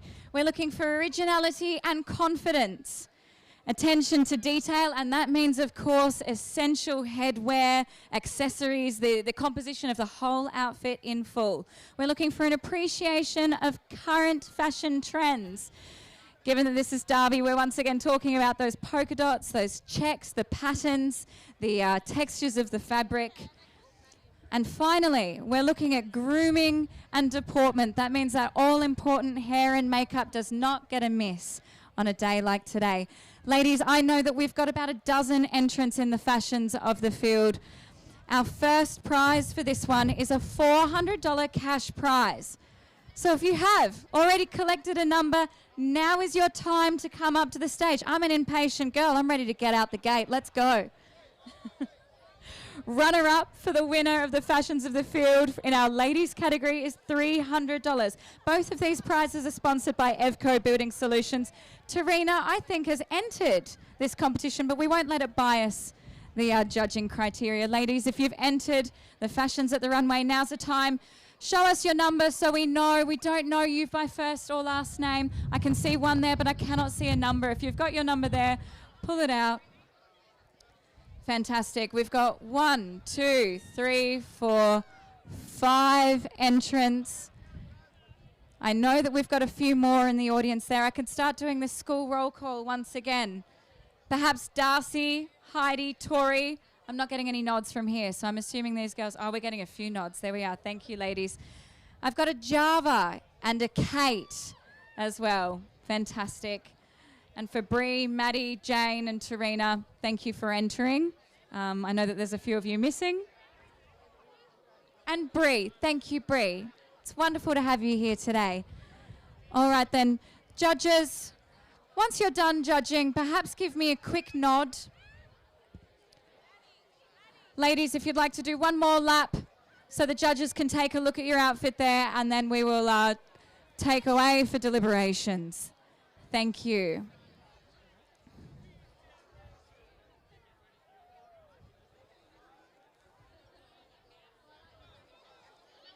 Fantastic. Give these beautiful women a round of applause. Thank you.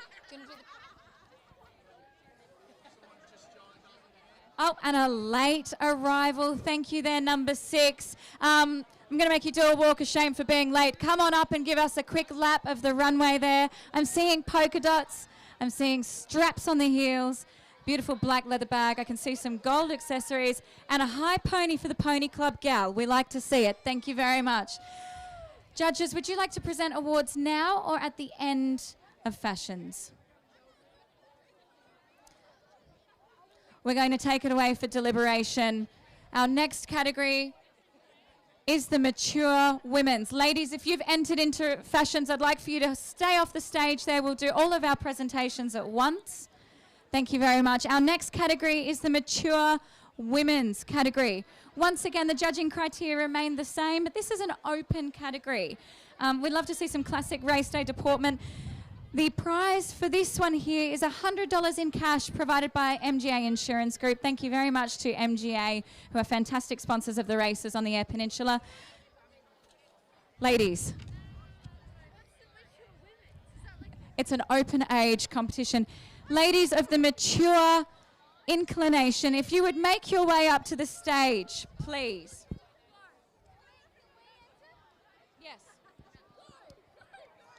no, sorry, ladies, it's an over 40s. I think it's the mature. I'm going to call off some names here. Nanette Chandler, thank you. If you'd like to make your way to the stage, Sharon Ettridge, Kathy Pietnicki, Julie Taylor, Linda Benny, and Lisa Marie Crago. Well done, congratulations. Thank you, ladies, for giving us a quick lap of the track, so to speak. Lovely prints. You can see everyone's got headwear, handbags. The attention to detail is phenomenal. Ladies, if you could please have your numbers. Oh, we don't have any numbers. Okay. You can give me your name. Caroline Stewart.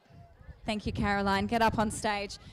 To make this easy for our judges, I'm going to give you all a number. We're working on the fly here. Ladies, if you'd like, I'm going to give you a number here for judging purposes. Thank you. Thank you very much, Kathy. There we are. Some beautiful big hats here today. Thank you, ladies. Oh, this is a bit more than the number of entrants that I had originally, but I'm okay with it. I'm okay with it. Thank you very much.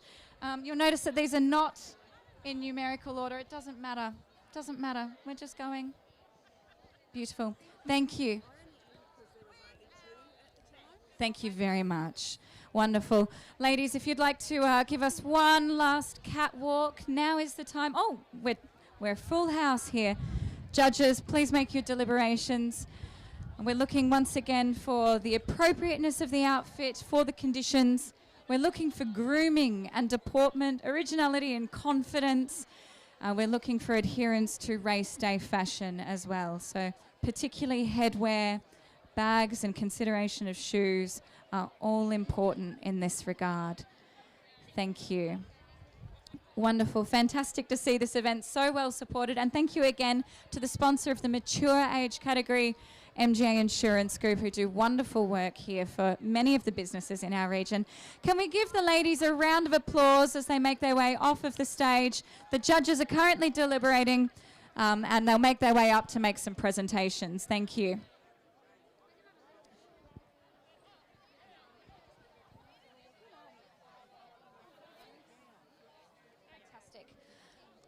So in the main category, it's 16 first and 15 Do you want to do how do we do this? I'd like to call forward the sponsors for the women's categories. A reminder to Evco Building Solutions. Tarina Evans, if you'd like to present your prizes, this is the $400 cash prize for the winner and the $300 cash prize to the runner-up. Judges, can you please provide us with some numbers for the winning women's category? Number 16 is the winner for the open category. Thank you. Number 16 for the women's category. Please make your way forward. Fantastic. We've got a quick sash here for you. Well done.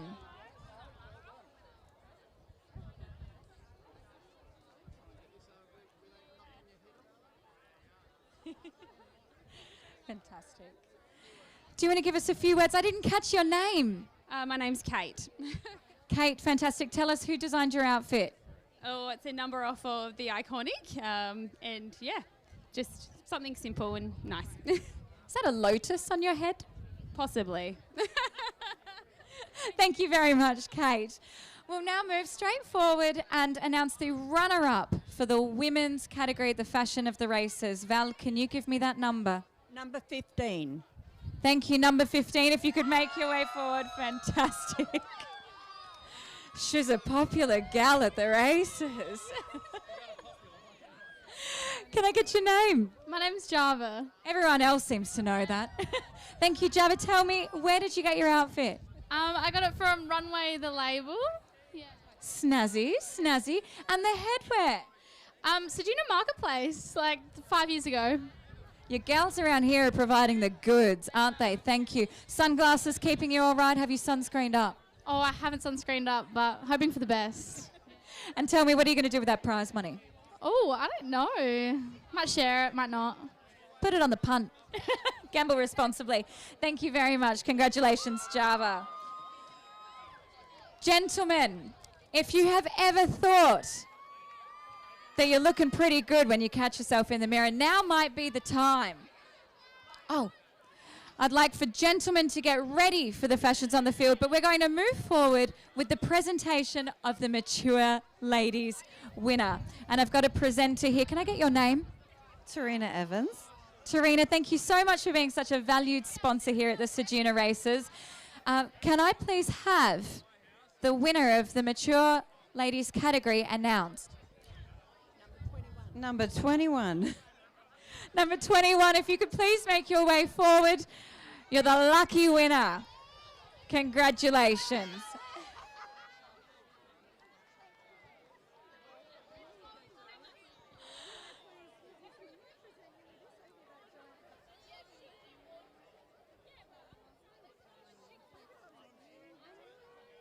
Congratulations. Can I have your name? Cecilia Cox. Cecilia, congratulations. Tell us a little bit about your outfit. Millinery is by Morgan, don't know the other name. Morgan and Taylor. Yes, that's it. I love them. Bellini is the bag and the shoes, and Adorn is my outfit. You look beautiful. Those earrings are perhaps my favourite touch. Love to see some pearls on you. Thanks, Jenny, for your beautiful pearls from Thailand. The beautiful pearls from Thailand. Congratulations. All right, gentlemen, we move on to the best dressed men's category. I've got a few entrants here. We'll get ready to get you up on stage. Tell me, gents, if you're interested in a $300 cash prize and a $100 winner-up prize, thanks to West Coast Fuels and Marty Davis in particular, I'd like to give a big shout out for you. Thank you for sponsoring this one.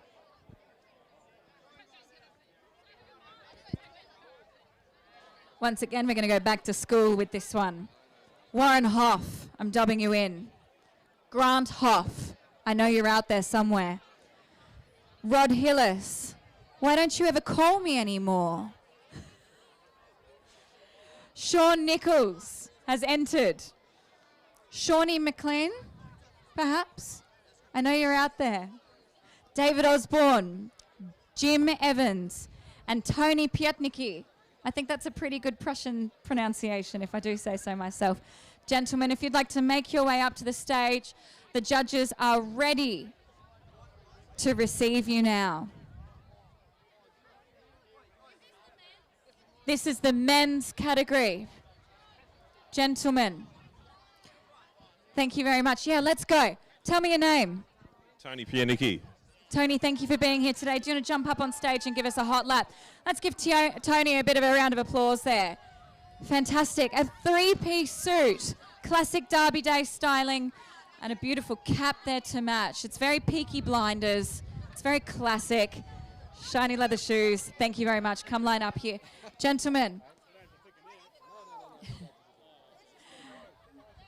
We're looking for our next entrant. Gentlemen, if you'd like to make your way up, I'm going to give you a number there. Thank you.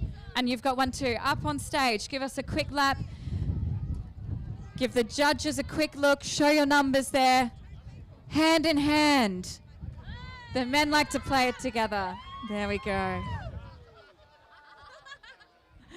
Can I grab your name? Jet. And Grant. Thank you, Jet and Grant. If you'd like to line up there. I'm still looking for a Warren, a Rod Hillis, two kinds of Sean. Thank you. What's your name? Sean. Sean.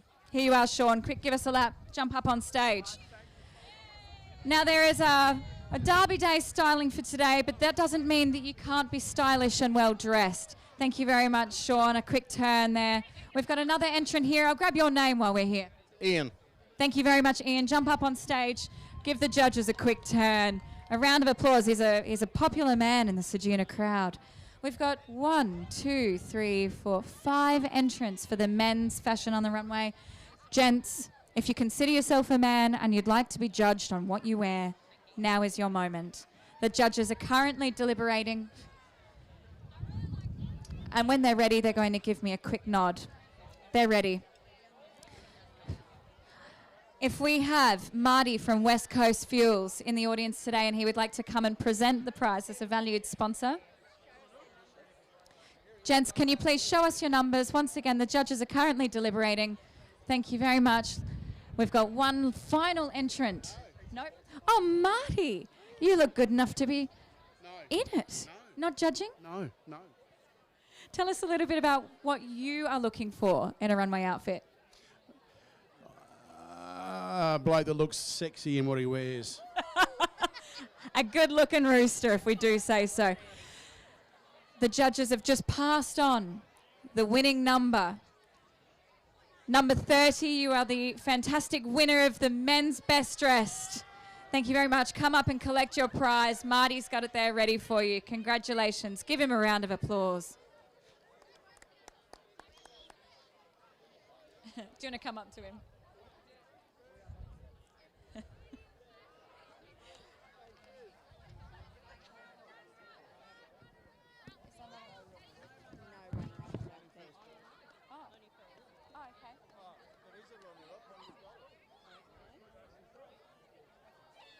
Now, can you please tell me, where did you get those fine sunglasses there? Pardon me? Tell me a little bit about the outfit that you're rocking. Okay, so this jacket is my mate Callum Tompkins. Thank you to him. These pants are, I think, my dad's. The sunnies I got from someone that left them at my house. What about your underwear? Alpha. I was just waiting to check whether or not they were borrowed too. It sounds like you've done a lot of thrifting for this one. Playing last minute today. And you've taken out the prize. Well done. We do have a men's runner-up. This is a $100 prize. I'm looking at our judges here. Steve Markham, who isn't in Derby Day styling, I might add. Can you tell us a little bit about who may have won the runner-up prize? Runner-up is number 3. That's you there, Tony. Congratulations. Come on up. Come on up. We like the Peaky Blinders style. I did hear a Pommy accent on that. Are you sure? Congratulations, Tony. That's a $100 cash prize for you there. Fantastic. Wonderful. Gents, if you can make your way off the stage, we've got one final category here. The category we are judging next is the children's category. If you are under the age of... If you can't drive and you're shorter than me, then you're probably fine to enter this one. Kids, if you'd like to make your way up towards the stage, we're judging $50 prizes for boys and for girls. We've got one each, but if you want to get up on stage, all kids at the same time, fantastic. It's lovely to see some styly young kids up on stage here at the moment. These 2 prizes have been sponsored once again gratefully by the MGA Insurance Group. Thank you very much.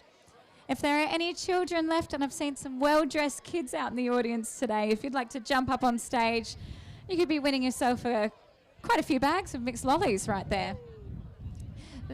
Val, tell us a little bit about what's gone into judging the kids category for you.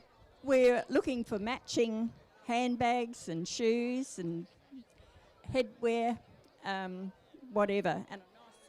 And a nice smile. Now tell me, how are you going to do this? Would you like to give them a quick tap on the shoulder? Give them? You will. Yeah, and I've got the little lad's one, and he's right in front of me, holding his hat down. Congratulations, number 13. Oh, what a beautiful outfit there. Bless.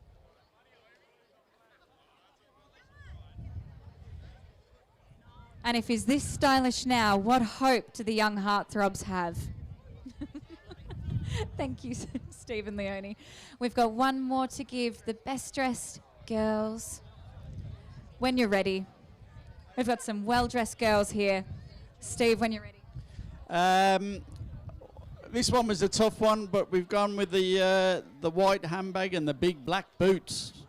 Stomping around, a little bow on her sunnies. Girls, you all look so beautiful here today. Congratulations to everyone who has gotten up on stage. It carries a great deal of confidence to do it. Thank you to all of the sponsors here, particularly Nutrien and Harcourt's EP Coast, who have sponsored the 2026 Ceduna races.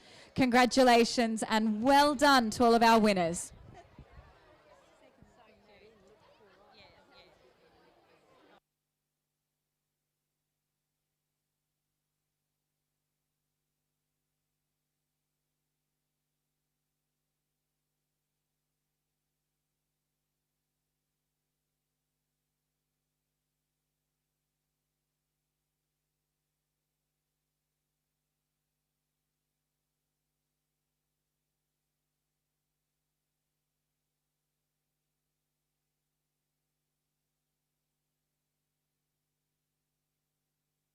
Thank you very much, everybody. Thank you, Eloise, for doing a fantastic job as a fashion host. Thank you very much to the Port Lincoln Racing Club for doing the judging.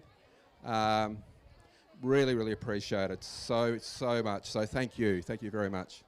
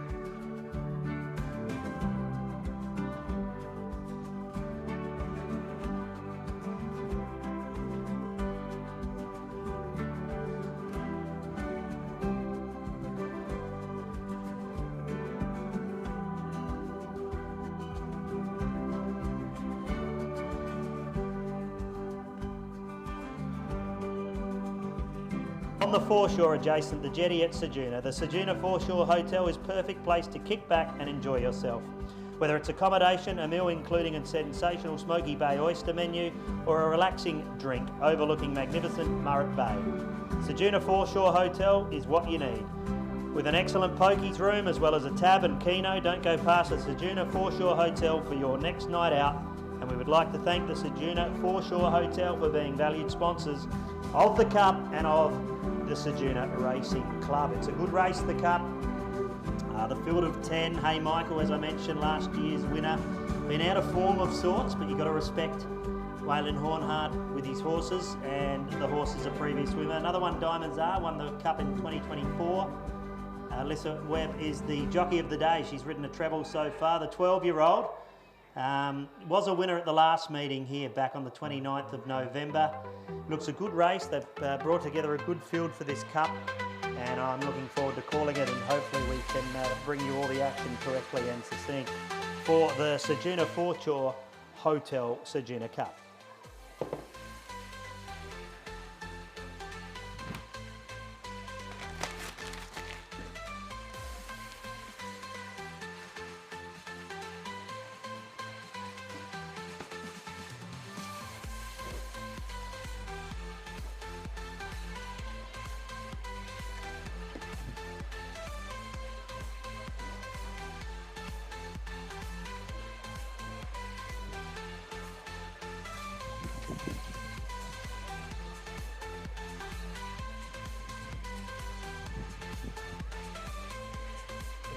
Footprints.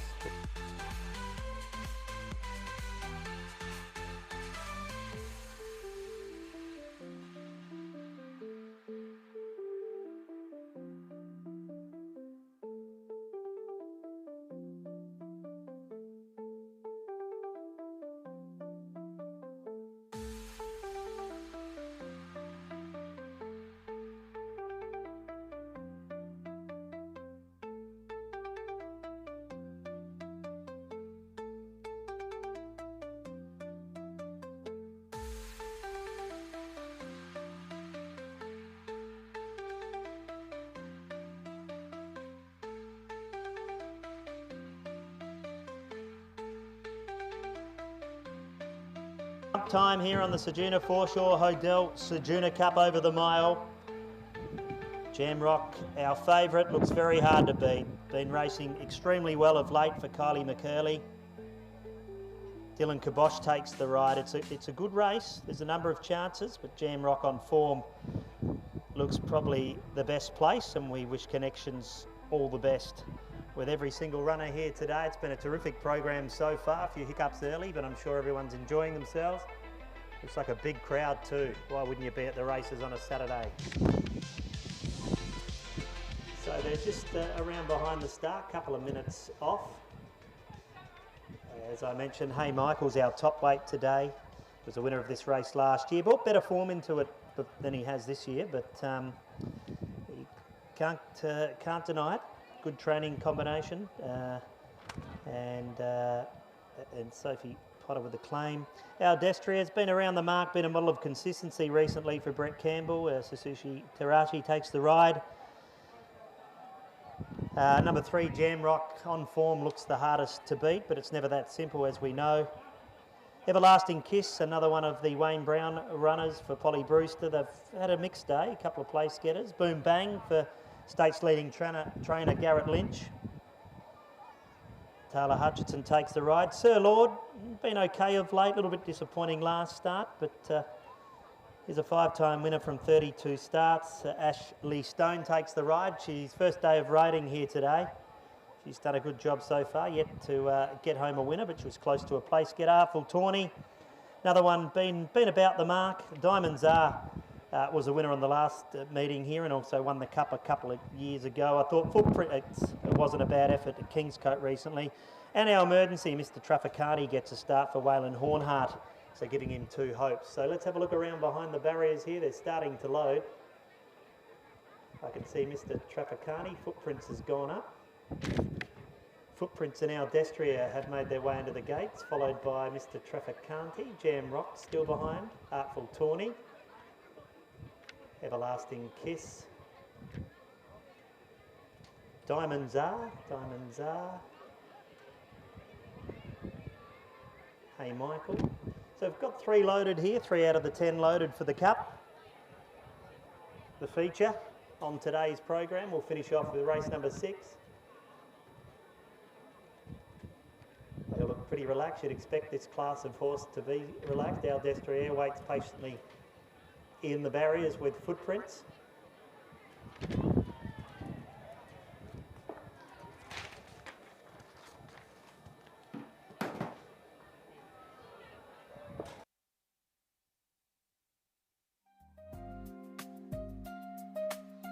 Here's still only the 2 or 3.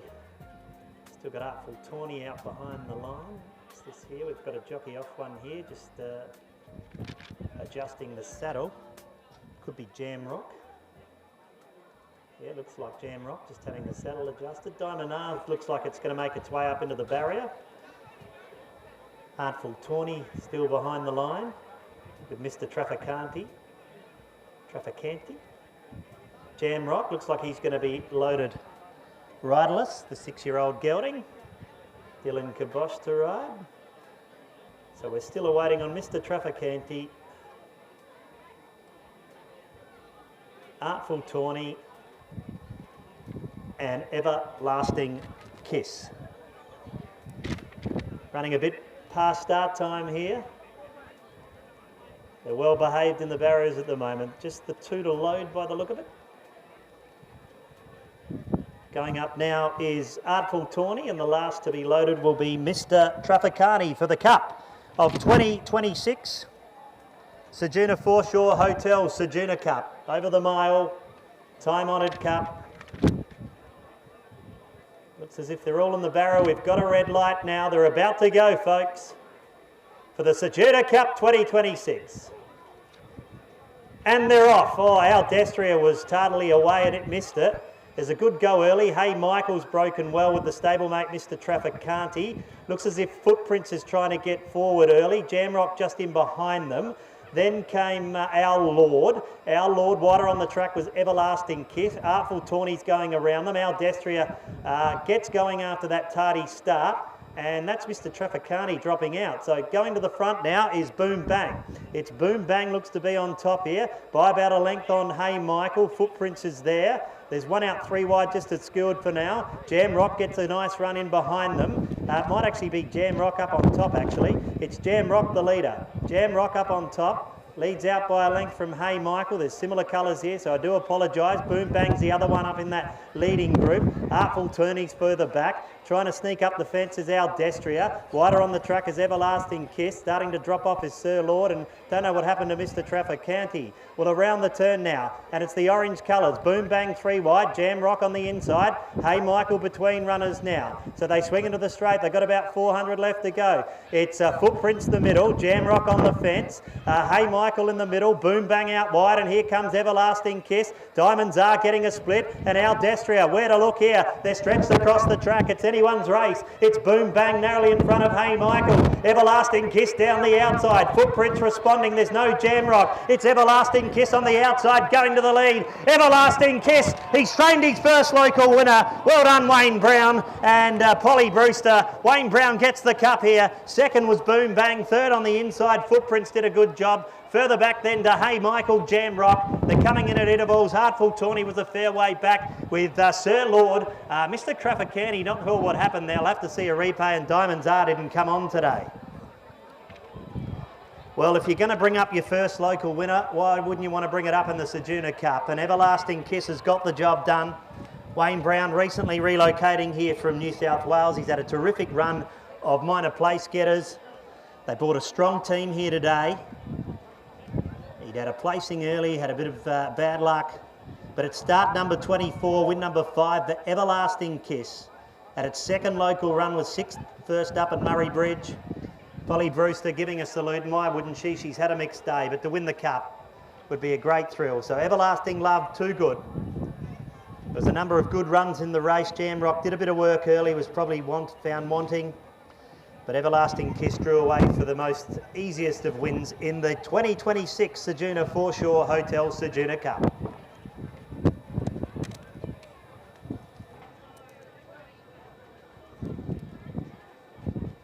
Four.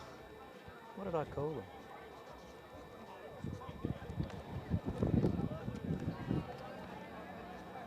Four.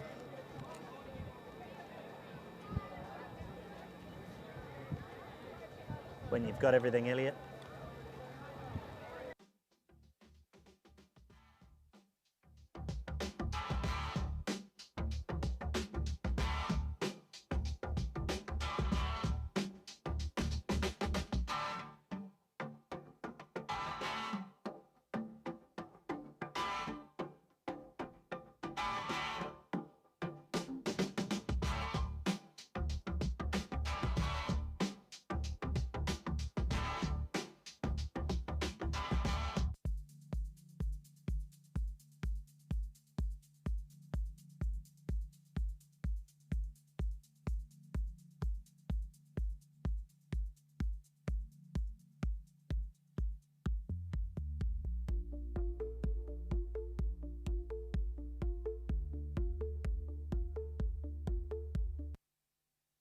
And a half by a half, and the time was 1:35.79. 1:35.79 on the numbers 4, 5, 10 and 1, but all spoils with Everlasting Kiss, Polly Brewster and Wayne Brown.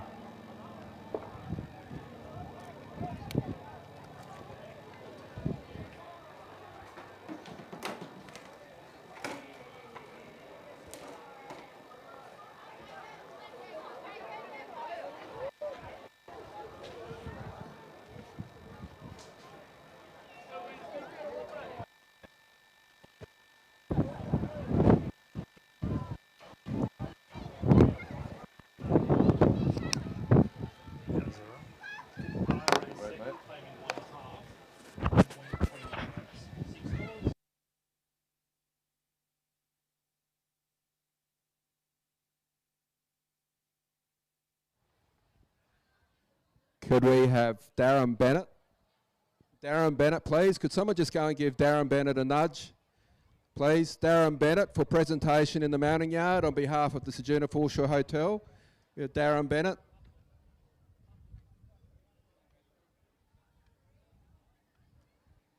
How are you getting on, Desi? Are you doing it, are you? Do you know where, is Darren's there somewhere? Yeah, he's can you go and what I heard. Yeah, Darren Bennett.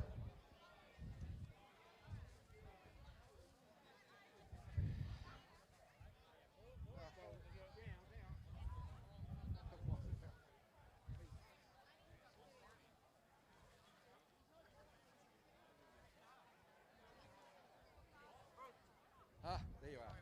You forgot, eh? Oh, sorry. Sorry. Yeah.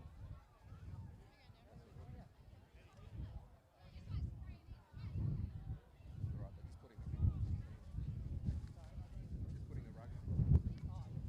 Yeah. Oh, sorry.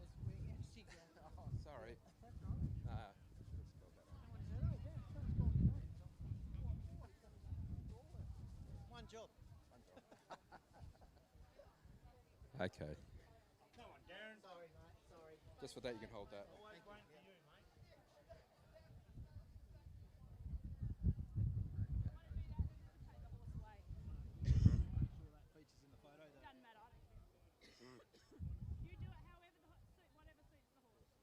I'll get that one. Get that one right there. But they might want one for their owners.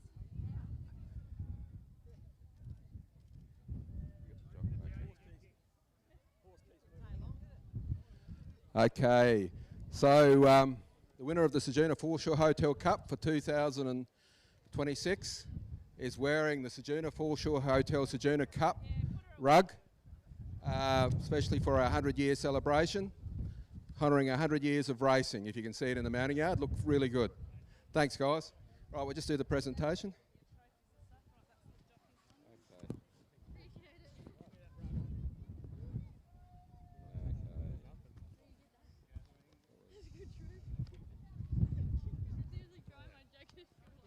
Okay. All right, so congratulations to the Connections of Everlasting Kiss. I understand Wayne Brown couldn't be here today. We love Wayne Brown being here at our races. It's a bit unfortunate because last time he was here he donated the club $1,000. So I'm not sure if you guys are interested in doing that at all. Probably not. Okay. All right, so without further ado, I'd like to comprehensively thank the Ceduna Foreshore Hotel, major sponsors of the races, major sponsors of the Cup, and our biggest sponsor by a mile. And we really, really appreciate the support. So I'll call on Darren to present the actual cup to the stand-in trainer. All right, just for the photo, guys. Okay. All right. Let's do the photo. Fantastic. Okay, Darren, would you like to say a couple of words? I primed you up on this. Yeah, thank you, Bruce. Firstly, I'd like to congratulate Bruce and his committee on running another fantastic event for the local community. Obviously, the Foreshore Hotel has played a really important part in making sure these events continue to go ahead, and we're only too happy to support such events. To everyone, to all the jockeys, the trainers, the owners that have come to Ceduna for this event, we really appreciate the support. And I'd like to also make a special mention to all the volunteers that make this event happen as well. Obviously, these events in small communities don't happen without the support of those really valuable volunteers. So congratulations to Bruce and your team. Congratulations to you guys, and thanks very much. Okay, thank you very much, Darren. Those words are very much appreciated. Okay, I'll call on the representative on behalf of Wayne to say a couple of words. Thanks. I'd just like to say thanks to the club and to the hotel. First time being here, and it's been a good experience for me at least, yeah. So thanks for everyone for coming out. Thank you. Fantastic. Okay, I'd like to call on Darren to present the trophy prize. The Jockey's Trophy, the winning Jockey's Trophy, Polly Brewster. I'll just do a photograph there. Fantastic. Polly, would you like to say a couple of words? I'd just like to say thanks for the great turnout and all the volunteers in the club today for helping out. Big thanks to these guys for putting me on. They know me as good as a bar of soap, and they, let me have all these opportunities today, and I'm really happy I could get the win for them. Yeah, and well done, thank you. And we noticed the fist pump going across the line. That was great. Okay, thanks very much, everybody. Really appreciate it. Thank you.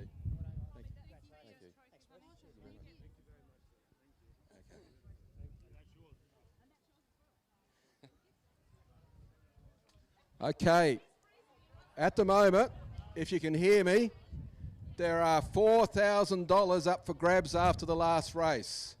At the moment, the Ceduna Pony Club for the Sports Bet Fashion Relay are the only entrants. So if there's a bowls club, if there's any other club, if not, we're going to make the we're going to get the Pony Club to do it, and they will walk away with $4,000 for their club.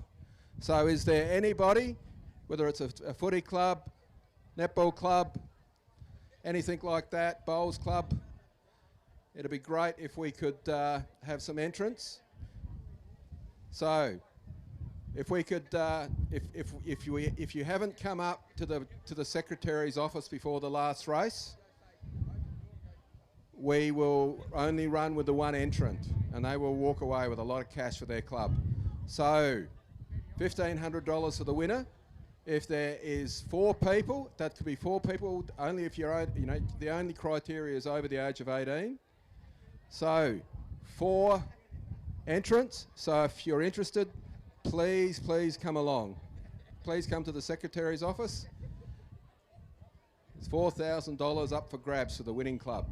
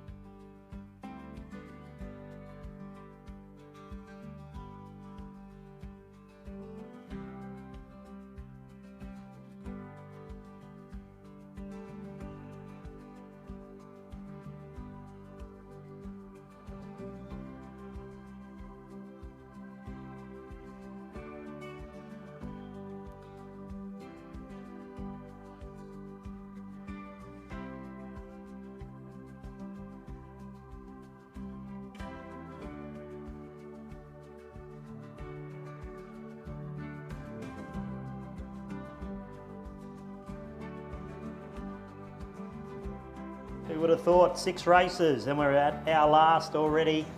This is on behalf of the McAvoy Transport Air Premix Concrete benchmark 52. It'll go over the cup start of the mile. McAvoy Transport are diamond sponsors of the Ceduna Racing Club and the principal freight carrier for Ceduna and Streaky Bay, and the care for Upper Air. With daily freight runs to and from Ceduna, Streaky Bay and Adelaide, they bring in all mainstream supplies from this region and take our valuable produce back to Adelaide. Whether it's beer and ice cream coming this way or wool and oysters going back the other, McAvoy Transport underpin this region's product needs. Air Premix Concrete are owned and operated by McAvoy Transport, and they are heavily invested in updating concrete mixing infrastructure to provide a better and even more reliable concrete service in Ceduna. Need concrete? Call Air Premix Concrete, and they will work with you to ensure you get what you want. And we would like to thank both companies for being valued sponsors and supporters of the Ceduna Race Cup. I'd like to thank all our sponsors today. Without sponsors, you can't have your race meetings. Devonard Hotel, Vitara, LM Chartered Accountants, Midsec Securities, Toyota Australia, the Ceduna Foreshore Hotel, and of course McAvoy Transport and Air Premix. So we're at our last race number 6. Race number 6, you can scratch the 2 emergencies, 11 and 12. Gives us a field of 10 to go around. It should be a good race. Sassy Angel brings good form into this, as does Lions Instinct. Augusta Rock was very good first up at Oakbank and can run a forward race here. Don't forget, last opportunity to back a winner, folks. You've got the bookmaker there on the on-course tote. There will be a DJ playing after the last. And we've also got, of course, the Sportsbet Fashion Relay. So that's coming up after the last also.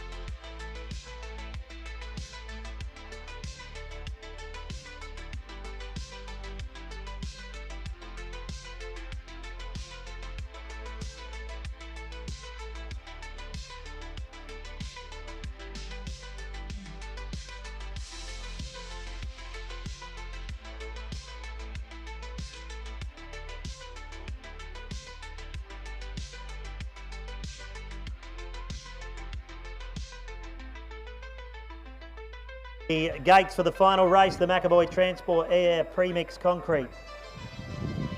Benchmark 52 over the mile. Just note that in this race, the 9 Shipwreck, the stablemate, will wear the red cap, the distinguishing red cap from number 2, Lions Instinct. 2 runners in the race. Going up into the gates now is Funny Legs. Funny Legs is going to be loaded. We're just waiting on Cowley's Creek.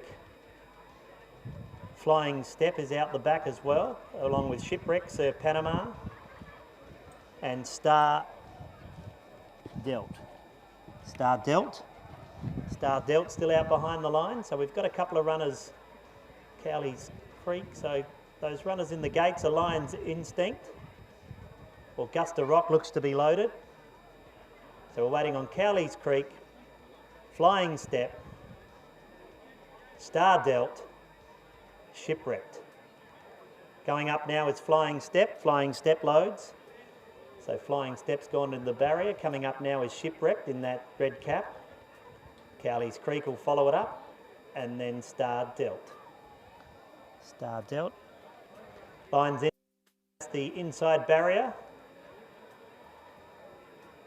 Star Delt's just making its way up now into the gates. Number 3 has the wide draw, and the extreme outside, of course, is Cowleys Creek. 10 to do battle in the final race, the Mile On Cup Day.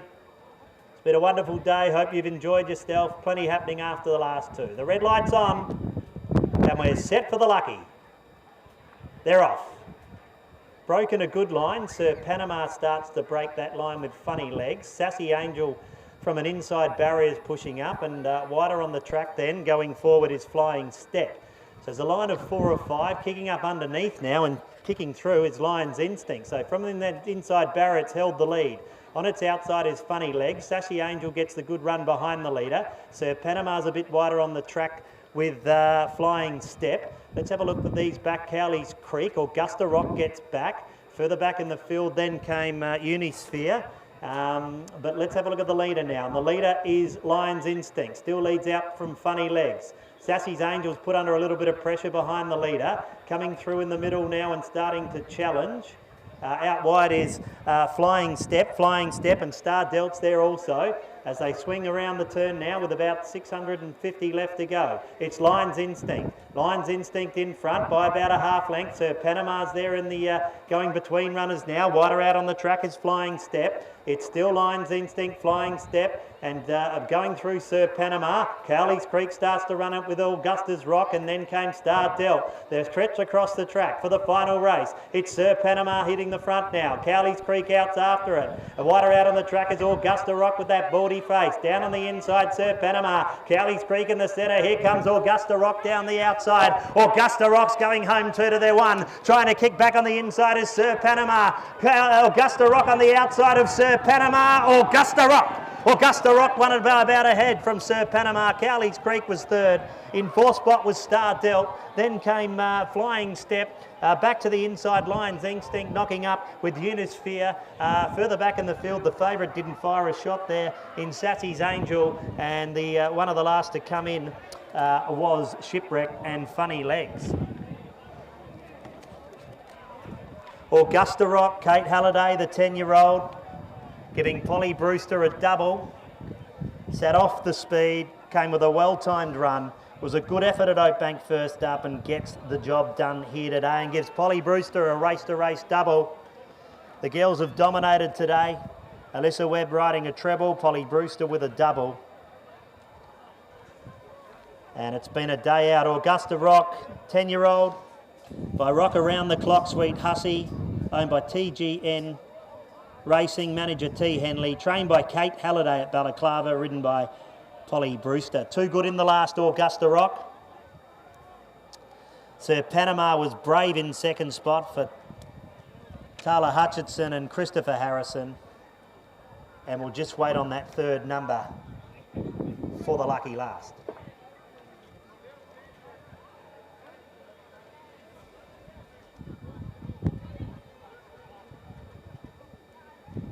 Judge's numbers when you're right, Elliot.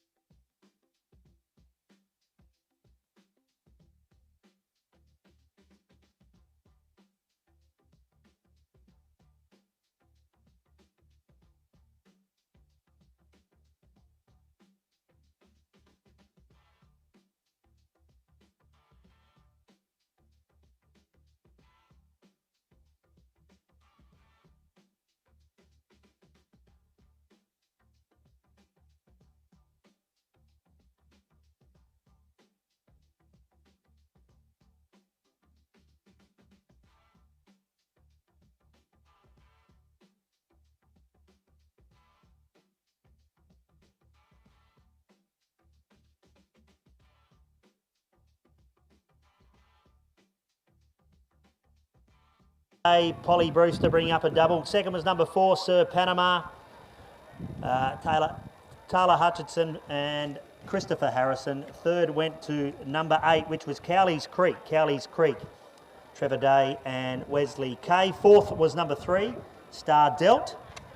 Margins were a long head by 1 3/4, a long head 1 3/4, and the overall time was 1:37.28. 1:37.28, that is. Hope you enjoyed the day. This is Ceduna Cup Day. Thank you for me. First time calling in 20 years. Hope you've enjoyed yourself. There's still plenty of festivities after the last. There's a DJ, and of course we've got the sports bet race coming up. I'm looking forward to that relay, the sports bet relay. So I'll bring you the action on that. We look to see you again here at the next Ceduna meeting.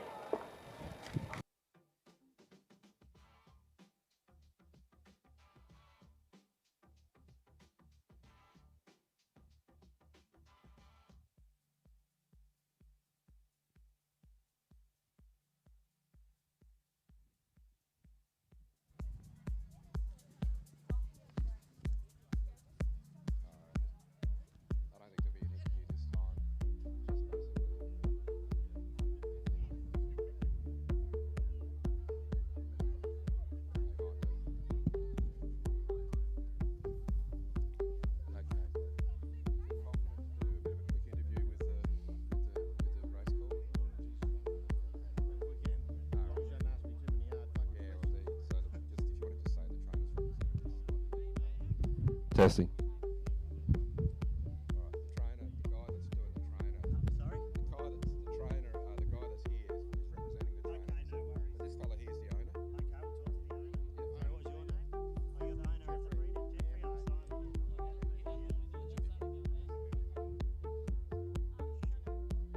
All right, we're here after the running of the McAvoy Transport and Air Premix Concrete Benchmark 52, and the winner was the top weight Augusta Rock, and we've got the breeder here with us. 10-year-old, that was career win number 15 today.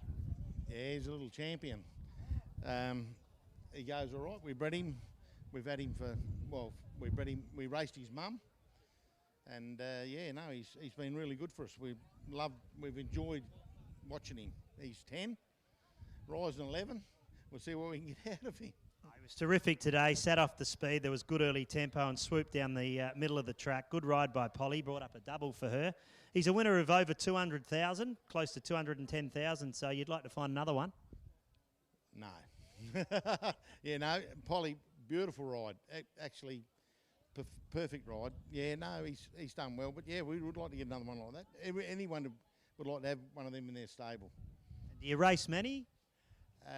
We've just come to the end of our run. We have raced a lot of horses, some in Melbourne. We've had a few bush horses like Rocco, but yeah, no, we're down to 2. Kate not here today, but she does a good job with her small team. Excellent job. She's a champion. Their team, they work that hard. I couldn't ever do it. No one could ever work as hard as they do. It's absolutely fantastic. She had 3 horses here today, and they all looked the picture. Yep. Like, couldn't get them any better. Yep. Well, she goes home with the winner in the last. It was a good win. Well done. Congratulations. As I said, win number 15 today from start 88. He's also got 16 minor placings. Well, he didn't look like a 10-year-old at the finish line, did he? He's got plenty more wins in him, Augusta Rock. Thanks, mate. Beautiful. Thanks, Cobber.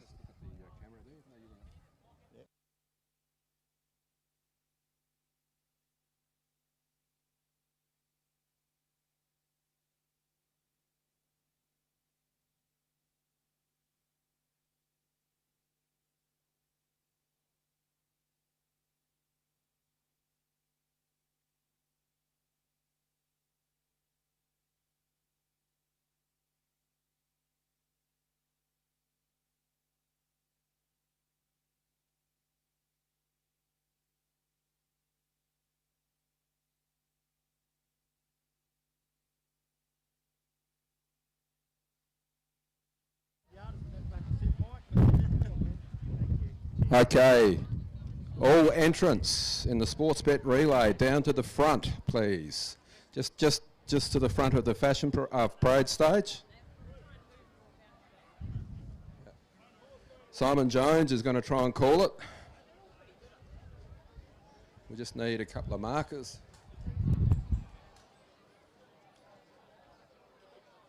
Okay, the running of the 2026 Sportsbet Fashion Stakes. We're going to make, steal a chair. About here, and there, and we'll go that way. Hey? When are you doing the bonus trainer and After this, yeah.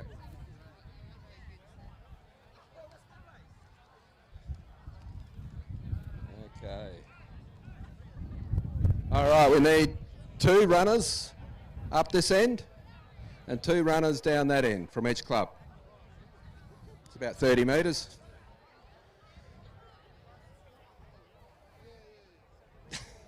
$30 metres. No, that's 30 metres. We won't go any further. Okay, 2 runners from each club up this end.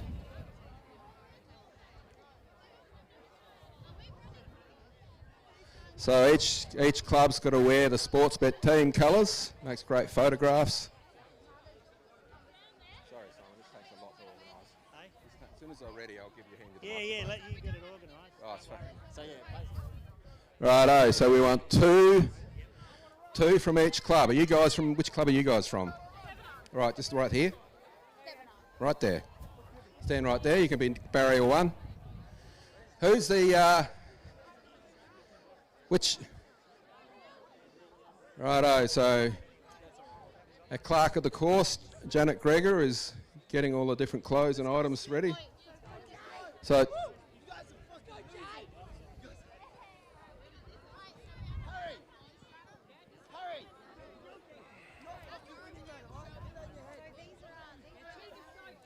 okay, so we need two runners down this end.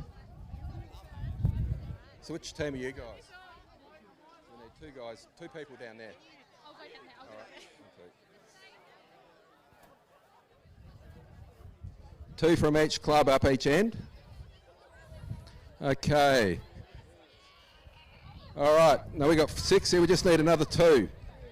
Just who's? All right. 3, all right, we're missing a team. All right, okay, Simon, I think we're just nearly getting ready. Do you know which team's which? All right, just ask them to put their hands up.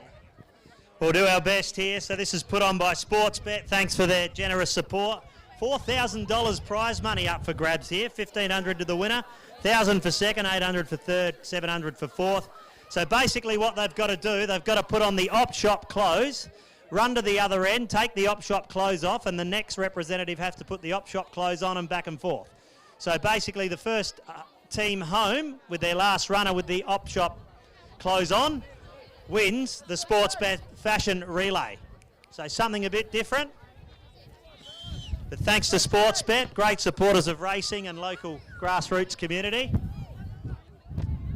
It's worth winning. We've got the 1 runner is the Far West Pony Club. Number 2 is Westies Club. Number 3 is the Thevenard Netball. And I'll probably pronounce this wrong, so you can pull me up.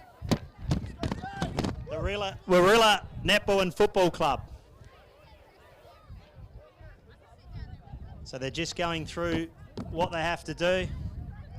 Great time of day to do it at the end when everyone's had a skinful. There could be a few racefulls here, I reckon. I'd like to read the steward's report on this one anyway after. So they're just getting lined up, 2 at each end. This is good. $4,000 though, I'll be doing it. $4,000, $1,500 to the winner. $1,500. You should have got a team in there. This is going to be interesting. So they're starting to get dressed.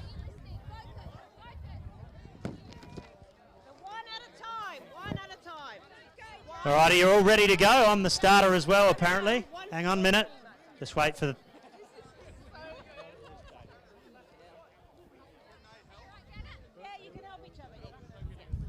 Are you allowed to help each other? There you go. just wait for the starter or the official. Bruce will let us know when we can. They're lining up. Sportsbet fashion relay of $4,000. Number 1, Far West Pony Club, Westies Club, the vendor, Thevenard, that is, netball, and Warilla netball and football. Getting set now. On your marks. Get set. Go.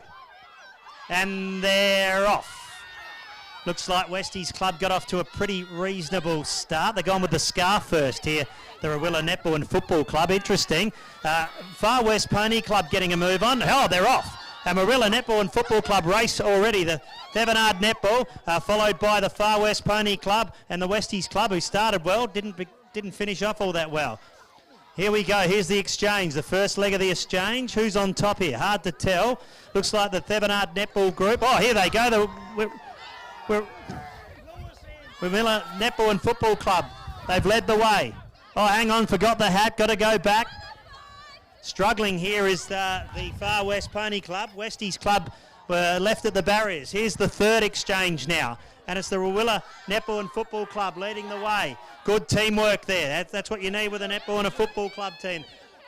The Thevenard Netball, how can they get going? Looks like the Far West Pony Club have made up a bit of ground, and Westies Club, where are they at?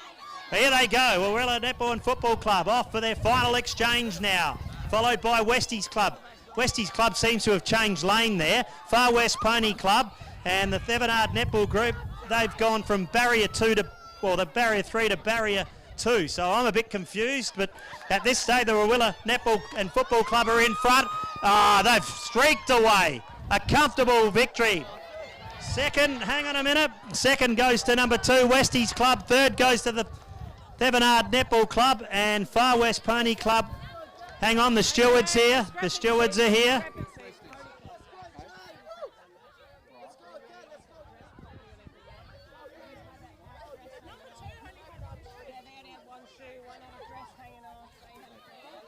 Okay.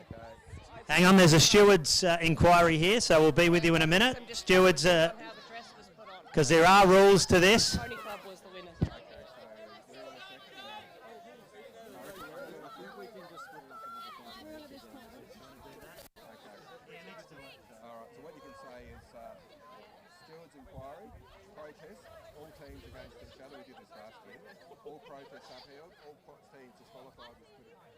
All right, so there's been a number of stewards' inquiries and protests. So the results are that they're going to split it 4 ways. Each club gets $1,000.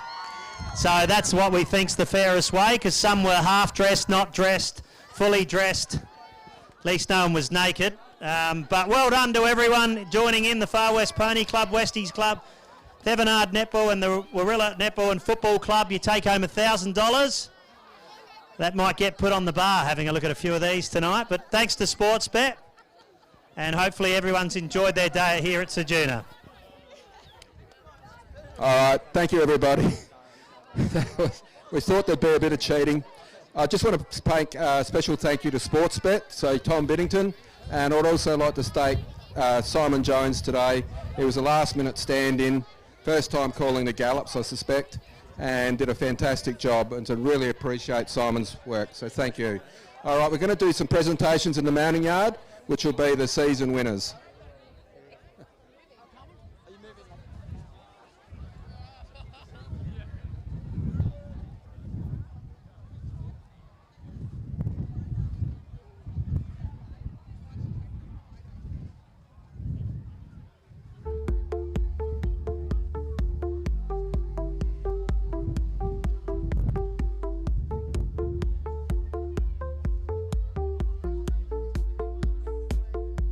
$4,000.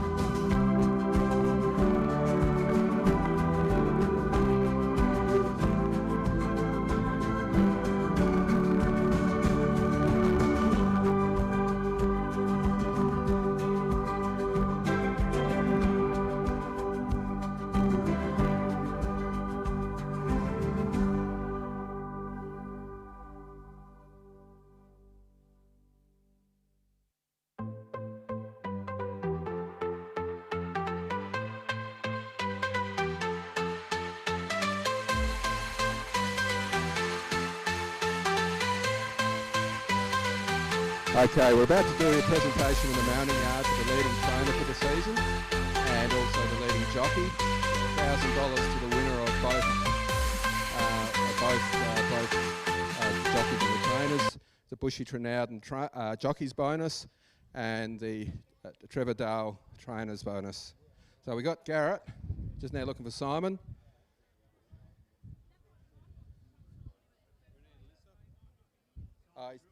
He's just nice.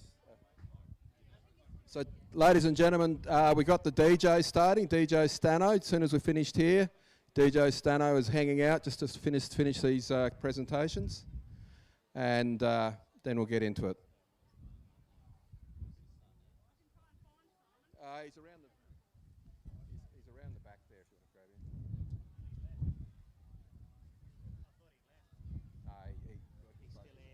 He's staying the night, I think. Yeah. Okay, we just need Alicia and Polly. Yeah, Alicia and Polly. Yep. He was a good player. He was just...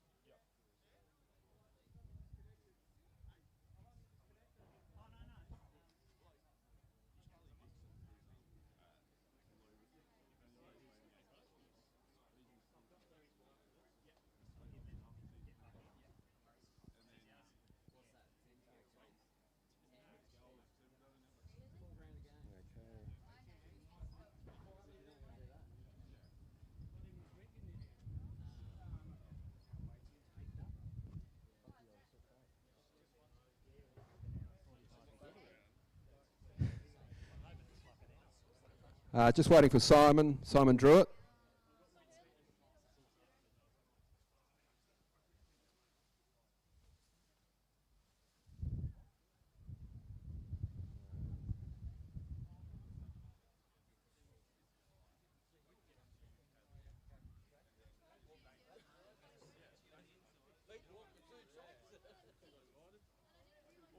Yeah, no, we're just waiting for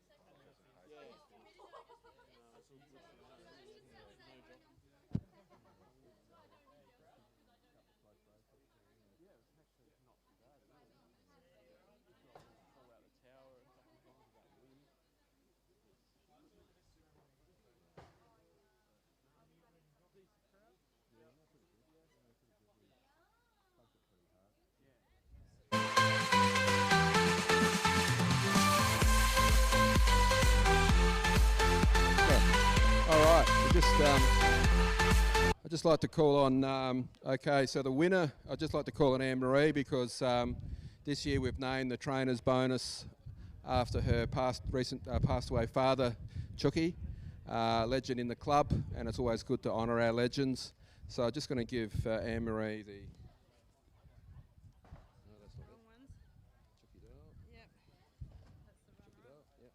So I'd just like to call upon Garrett Lynch and Simon Druitt. Garrett Lynch and Simon Druitt. Okay, Simon? Yep. Okay. And Simon? Yep, all right. Oh, thank you very much, guys. Appreciate it. I don't know if you want to say a couple of words or not, but do you want to say a few words? Just Yeah, I'd like to thank the Ceduna Racing Club for putting on the bonus, and yeah, I like to come out here and always have a good day, and the track's always in great condition for a dirt track, and thanks for all the sponsors and everyone coming out today supporting the races. Thanks, Garrett. Simon? Oh. Of course, you're never. Oh, well, I'll say a few words. No, same as usual, same what Garrett just said. You know, Ceduna always put on a great show. The track's just perfect. You know, it's the best sand track probably in Australia. Gives everything a chance. The best horse usually wins. There's not too many bad luck stories, but you know, it's just a great surface to run on, and it's a credit to the club and everyone. And a big shout out to all the volunteers that get behind and put in the hard yards during the year, so we can have a great meeting and have a good time. Cheers. Thanks, Simon. thank you very much, Simon. Okay, I'd like to now call upon Alicia Webb and Polly Brewster. Alicia Webb and Polly Brewster. Yeah. Yes, please, yeah.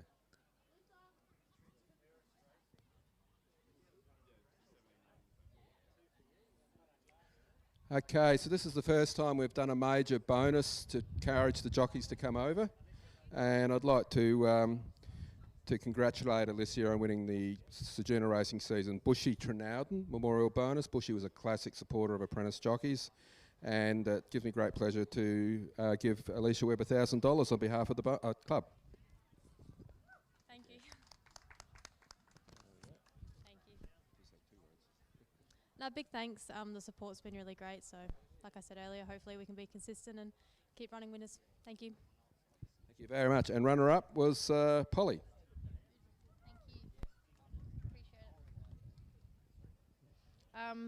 Again, I'd just like to thank the club and for all the support today. It's been a really great meeting, and hopefully we'll be back again next year.